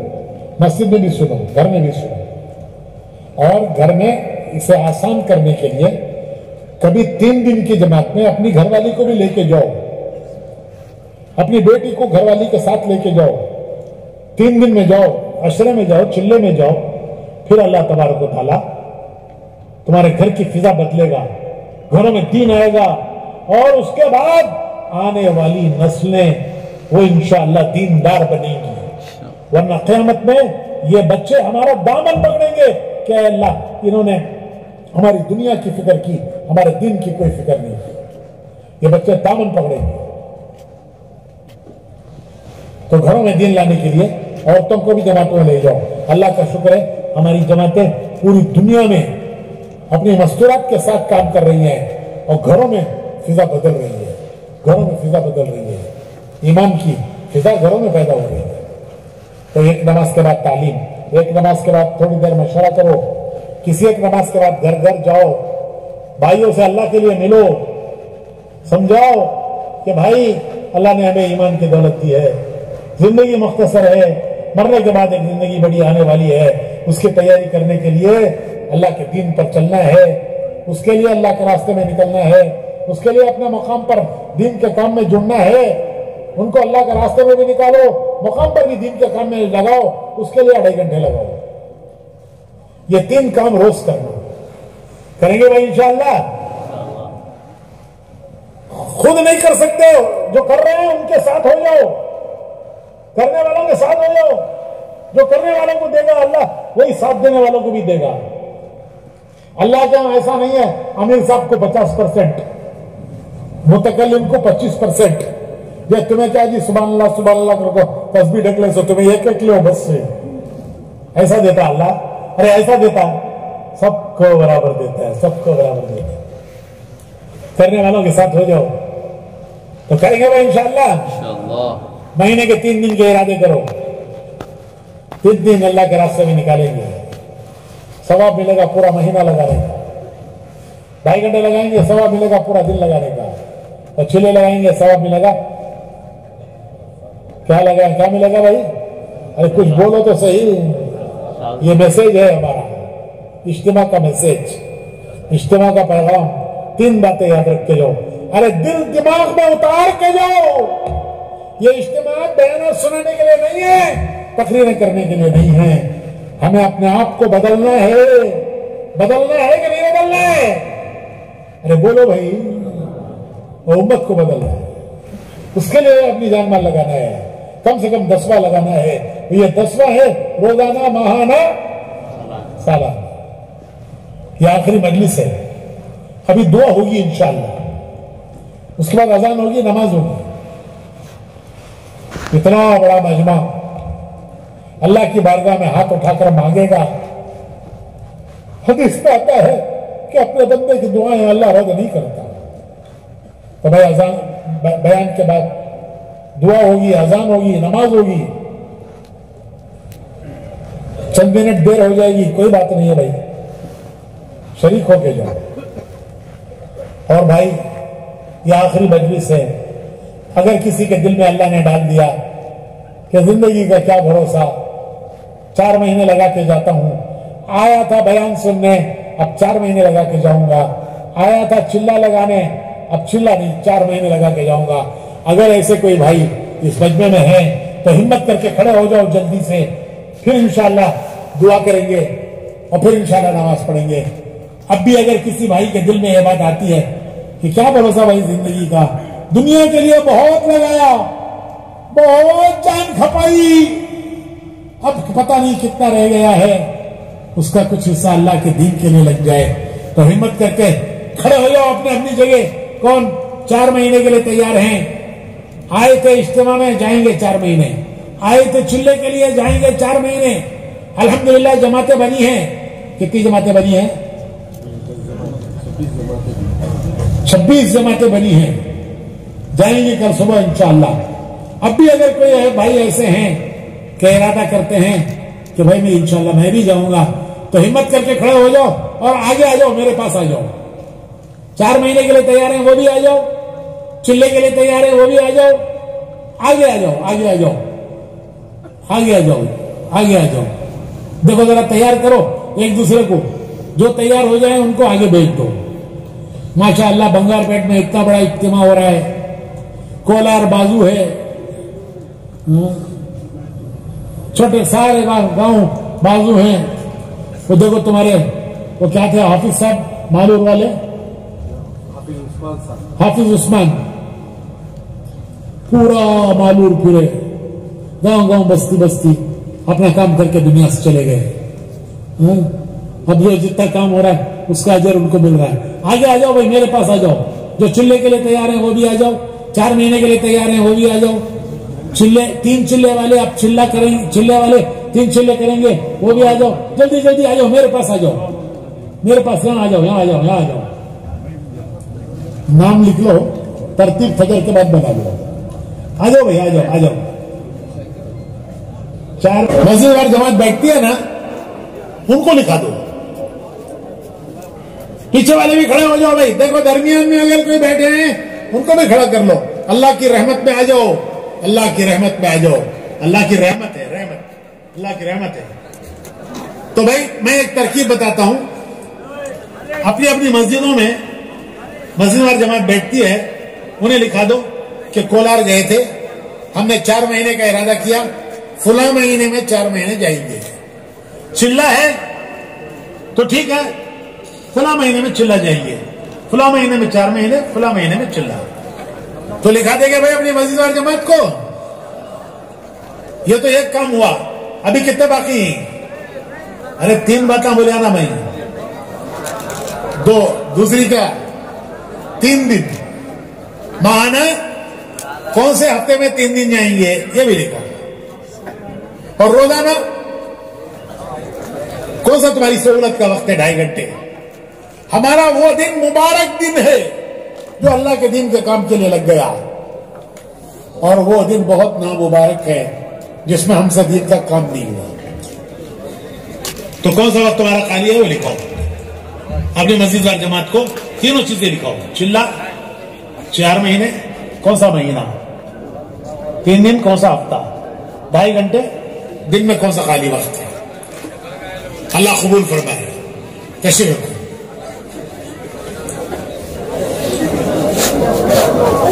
हाँ भाई एक बात भूल गया मैं, अपने बच्चों को कुरान और दीन सिखाने के लिए मस्जिदों में मकतब का इंतजाम करो। मकतब, बच्चा स्कूल जाए, बच्चा स्कूल जाए ठीक है, लेकिन सुबह शाम, सुबह को या शाम को जो सहूलत का वक्त है 1 घंटा अपनी मस्जिदों में कुरान सिखाओ, दीन सिखाओ। बच्चों को कुरान की और दीन की तालीम दो कि वो बच्चे इंशाल्लाह 1 घंटा वो उनका मकतब में गुजरेगा, जिंदगी भर उसका असर रहेगा। उसके लिए अपनी मस्जिदों में इंतजाम करो। मस्जिदों के जिम्मेदार मस्जिदों में मकतब कायम करें और मस्जिदवार जमात बच्चों को तरगीब देकर मकतब में लाए। और भाई अभी दुआ होगी। मैंने देखा छोटे छोटे रास्ते हैं, तंग रास्ते हैं, इतना बड़ा मजमा एकदम इन रास्तों से निकलेगा तो भाई परेशानी होगी। सुकून से जाओ, इत्मीनान से जाओ। हमारा आना भी दीन है, हमारा वापस जाना भी दीन है। सुकून इत्मीनान के साथ वापस जाओ। थोड़ी देर लग जाएगी, क्या बात है, वो तो अल्लाह के रास्ते में लगेगी। ये तो मुबारक महीना है शाबान का, और मुबारक महीना आ रहा है रमजान का। वो तो रातें अल्लाह के रास्ते में लगाने की है, तरावी में, तिलावत में। अभी से आदत डालो। थोड़ा सा ताखिर हो गई तो कोई हर्ज नहीं है। घर पहुंचने तक हम अल्लाह के रास्ते में ही हैं। घर पहुंचने तक हम अल्लाह के रास्ते में ही हैं।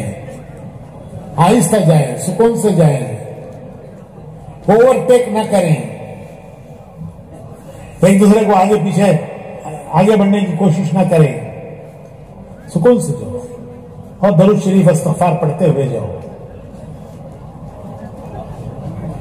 क्यों भाई, करेंगे इंशाअल्लाह। बहुत से लोगों ने दुआओं के लिए कहा है, सबके लिए इज्तिमाई दुआ करेंगे। इज्तिमाई दुआ ज्यादा कबूल होती है। और बताओ, दरूद शरीफ पढ़ो।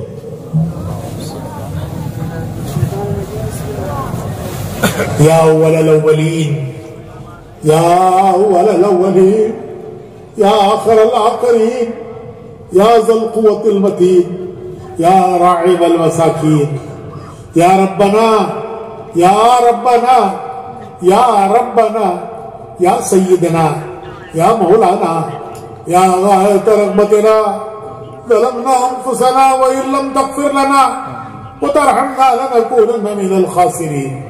या अहद समद अल्लज़ी लम यलिद व लम यूलद व लम यकुल लहू कुफ़ुवन अहद। या अहद समद अल्लज़ी लम यलिद व लम यूलद व लम यकुल लहू कुफ़ुवन अहद। या अन्नान, या मन्नान, या अन्नान, या मन्नान, या बदिअ समावाति वल अर्ज़, या ज़ल जलाली वल इकराम, या ज़ल जूदी वल करम, या ज़ल मन्नि वल अताई वल इहसान। अल्लाहुम्मा अहसिन आक़िबतना फ़िल उमूरि कुल्लिहा वअजिरना मिन ख़िज़्यि दुनिया व अज़ाबिल आख़िरह। या सरीख़ल मुस्तसरिक़ीन व मुंतहियल आइज़ीन वल मुफ़र्रिजानिल मकरूबीन वल मुरब्बिहानिल मग़मूमीन व मुजीब दुआइल मुस्तर्रीन व मुजीब दुआइल मुस्तर्रीन। या काशिफ़ल कुरब, या काशिफ़ल कुरब, या इलाहल आलमीन, मंज़ूलुन बिका कुल्लु हाजा, मंज़ूलुन बिका कुल्लु हाजा, मंज़ूलुन बिका कुल्लु हाजा। ए अल्लाह, हमारे गुनाहों को माफ फरमा, हमारी खताओं से दरगुजर फरमा, छोटे गुनाहों को भी माफ फरमा, बड़े गुनाहों को भी माफ फरमा, जो जानबूझ कर हुए उन्हें भी माफ फरमा, जो अनजाने से हुए उन्हें भी माफ फरमा। तेरे कमजोर बंदे हैं, तेरे ज़ईफ बंदे हैं, तेरे आजिज़ बंदे हैं, तेरे नातवाह बंदे हैं, तेरे लाचार बंदे हैं। कभी नफ्स ने बहकाया, कभी शैतान ने बहकाया, कभी हम माहौल के बहाव में आ गए। हमने तेरे हुक्म तोड़े हैं, तेरे नबी के तरीके छोड़े हैं, सरता पैर खताकार हैं, हमारा बाल बाल कसूरवार है, रुआ रुआ खताकार है, रुआ रुआ मुजरिम है।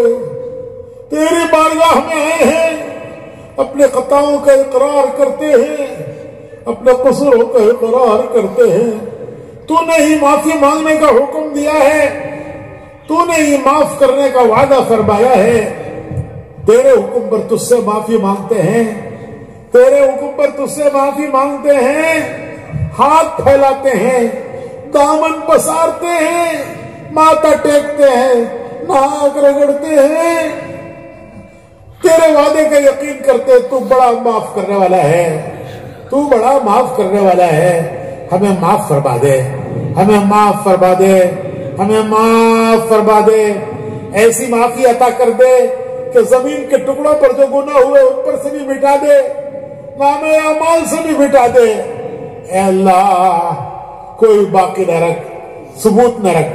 ए अल्लाह तू हमसे राजी हो जा, तू हमसे राजी हो जा, तू हमसे राजी हो जा, हमें अपने से राजी कर दे, तू हमारा बन जा, हमें अपना बना ले। ए अल्लाह तेरी नाराजगी से हम तेरी पनाह चाहते हैं, तेरी नाराजगी से हम तेरी पनाह चाहते हैं। जिसने तेरी पनाह चाहिए उसने बहुत बड़ी पनाह चाहिए। जब तेरी पनाह में आ गया वो बहुत बड़ी पनाह में आ गया। ए अल्लाह तू हमें अपनी पनाह में ले ले, तू हमें अपनी पनाह में ले ले। ए अल्लाह अपने अपने वक्त पर हुस्न खातिमा की दौलत अता कर, अपने अपने वक्त पर हुस्न खातिमा की दौलत अता कर। बुरे खात्मे और सुए खात्मे से हमारी हिफाजत फरमा। ईमान के साथ तेरी रजा और खुशनुदी के परवाने के साथ ए अल्लाह खातिमे की दौलत नसीब फरमा। कब्र के अज़ाब से हिफाजत फरमा, जहन्नम की सख्तियों से हिफाजत फरमा, हिसाब की सख्तियों से हिफाजत फरमा, जन्नतुल फिरदौस का फैसला फरमा। ए अल्लाह उम्मत की परेशानियां दूर कर दे। तेरे प्यारे नबी की उम्मत दुनिया में परेशान हाल है, इस परेशान हाल उम्मत पर रहम कर दे, इस परेशान हाल उम्मत पर अपना करम कर दे, इस परेशान हाल उम्मत पर अपना फजल फरमा दे। ए अल्लाह उम्मत की परेशानियां दूर फरमा दे, मुश्किलें आसान फरमा दे, परेशान हालों की परेशानियां दूर कर दे। मकरूज़ीन के कर्जों की अदायगी की गैब से सूरतें पैदा फरमा दे। ए अल्लाह बीमारों को सेहत नसीब फरमा, बीमारों को सेहत नसीब फरमा। दवाएं खाते खाते तंग आ चुके हैं, डॉक्टर दवाएं देते हैं, पैसों से दवाएं खरीदते हैं। सेहत तो तेरे गैबी खजानों में है, वो कहां से खरीदेंगे मालिक? तो अपने गैबी खजानों से सब बीमारों को सेहत नसीब फरमा, सब परेशान हालों की परेशानियां दूर फरमा, मकरूज़ीन के कर्जों की अदायगी की गैब से सूरतें फरमा। ए अल्लाह जो नाहक मुकद्दमात में बने उनकी रिहाई की गैब से सूरतें पैदा फरमा। ए मालिक जिसकी जो हाजत और जरूरत है उसकी हाजत को और जरूरत को तो हाजत वाले से ज्यादा जानता है। हाजतें तेरी पैदा की हुई हैं, जरूरतें तेरी पैदा की हुई हैं। हाजतों का पूरा करने वाला तू है, जरूरतों का पूरा करने वाला तू है। कितनी हाजतें और जरूरतें ऐसी हैं जबानों पर भी नहीं ला सकते हैं, लेकिन मेरे मालिक तू हाजत वाले की हाजत वाले से ज्यादा तू जानता है। अपने कर्म से हमारी दुनिया की हाजतें भी पूरी फरमा, आखिरत की हाजतें भी पूरी फरमा, दुनिया की जरूरतें भी पूरी फरमा, आखिरत की जरूरतें भी पूरी फरमा। दुनिया और आखिरत की जिल्लत और रुसवाई से हिफाजत फरमा, दुनिया और आखिरत की जिल्लत और रुसवाई से हिफाजत फरमा, दुनिया और आखिरत की इज्जत और सुरखरुई नसीब फरमा। दारिन की आफियत पर कदर फरमा, अफू का, आफियत का, युस्र का, सहूलत का, करम का, रहम का मामला फरमा। ए करीम करम फरमा, ए रहीम रहम फरमा, ए मोहसिन एहसान फरमा। ए अल्लाह तेरा मुबारक महीना रमजान का आ रहा है, तेरा मुबारक महीना रमजान का आ रहा है। ए अल्लाह इसकी पूरी पूरी कदरदानी की तौफीक अता फरमा, इसकी पूरी पूरी कदरदानी की तौफीक अता फरमा। ए अल्लाह इसको तेरी मर्जियात के मुताबिक गुजारना हमारे लिए आसान फरमा। ए अल्लाह तेरे अहकामात को पूरा करना हमारे लिए आसान फरमा। ए अल्लाह तेरी नामर्जियात से बचना हमारे लिए आसान कर। इस मुबारक महीने को ए अल्लाह तेरी रजा और खुशनुदी का हमारे लिए जरिया बना दे। ए अल्लाह हमारी मग़फ़िरत का जरिया बना दे, हमारी रजा और खुशनुदी का जरिया बना दे। आसानी के साथ, सहूलत के साथ और कबूलियत के साथ या अल्लाह इस महीने को पूरा फरमा। हमारे इस इज्तिमा को कबूल फरमा, हमारे इस इज्तिमा को कबूल फरमा। ए अल्लाह इतना बड़ा मजमा तेरी बारगाह में हाथ उठाए बैठा है, हाथ फैलाए बैठा है। ए अल्लाह तुझी से मांगते हैं, तेरे ही आगे हाथ पसारते हैं, तेरे ही आगे हाथ फैलाते हैं, दामन पसारते हैं। इतना बड़ा मजमा ए अल्लाह तेरी बारगाह में हाथ उठाए हुए है। ए अल्लाह सबकी हाजतें और जरूरतें पूरी फरमा। ए अल्लाह सबको दीन नसीब फरमा, दीनी जिंदगी नसीब फरमा, ईमानी जिंदगी नसीब फरमा। हमें ईमान कामिल दे, यकीन सादिक दे, तेरी जात पर एतमाद और यकीन की दौलत दे, तुझसे राजी हो जा और हमें तुझसे राजी कर दे। अल्लाह हमारे इस इज्तिमा को कबूल फरमा। जिन्होंने जिस तरह की इसमें मदद की अल्लाह उसका बेहतरीन बदला उन्हें दुनिया और आखिरत में नसीब फरमा। जिन्होंने भी ताउन किया, जिस तरह का भी ताउन किया, तेरे कितने बंदों ने दिन की धूप में रात की सर्दियों में यहाँ काम किया और इतना बड़ा इंतजाम किया। या अल्लाह जिन्होंने हाथ भी लगाया, जिस तरह का भी ताउन किया, तू उनको जानता है, तुझे उनके नामों की फहरिस्त गिनाने की जरूरत नहीं है। ए अल्लाह तू उन सबसे वाकिफ है। ए अल्लाह उनको उसका बेहतरीन बदला दुनिया और आखिरत में नसीब फरमा। तू तो तमाशाई को भी महरूम नहीं करता। ए अल्लाह तू तो तमाशाई को भी महरूम नहीं करता। हमें भी महरूम न फरमा, हमें भी महरूम न फरमा। इसकी तमाम खैर और बरकत हमें नसीब फरमा। ए अल्लाह इतने बड़े मजमे ने तेरे रास्ते में जान माल लगाने के इरादे किए, रोजाना माहाना सालाना की नियतें की। ए अल्लाह इतना बड़ा मजमा खड़ा हो गया नियतें करके। ए अल्लाह इरादों को कबूल फरमा। ए अल्लाह हम भी कमजोर, हमारे इरादे भी कमजोर, तू अपनी मदद से इनको पूरा फरमा, तू अपनी मदद शामिल हाल फरमा। ए अल्लाह तेरे प्यारे नबी मोहम्मद रसूलुल्लाह सल्लल्लाहु अलैहि वसल्लम ने खैर की जितनी दुआएं मांगी हैं, हम उन सब का तुझसे सवाल करते हैं, वो हमें नसीब फरमा। और जिन शुरूर आफात बलाया फितन से तेरे प्यारे नबी मोहम्मद रसूलुल्लाह सल्लल्लाहु अलैहि वसल्लम ने पनाह चाहिए है, हम उन सबसे पनाह चाहते हैं। अल्लाह हमें कबूल फरमा, हमारे घरानों को कबूल फरमा, हमारे घरानों को कबूल फरमा, हमारी नस्लों को कबूल फरमा, पूरी उम्मत को कबूल फरमा, पूरी उम्मत को कबूल फरमा, पूरी उम्मत को कबूल फरमा। हमारी दुआओं को अपने करम से कबूल फरमा। सल्ली व सल्लिम अला हबीबिका सय्यिदना मुहम्मद व आलिहि व अस्हाबिहि अजमईन बिरहमतिका या अरहमर राहिमीन वल्हम्दुलिल्लाहि रब्बिल आलमीन।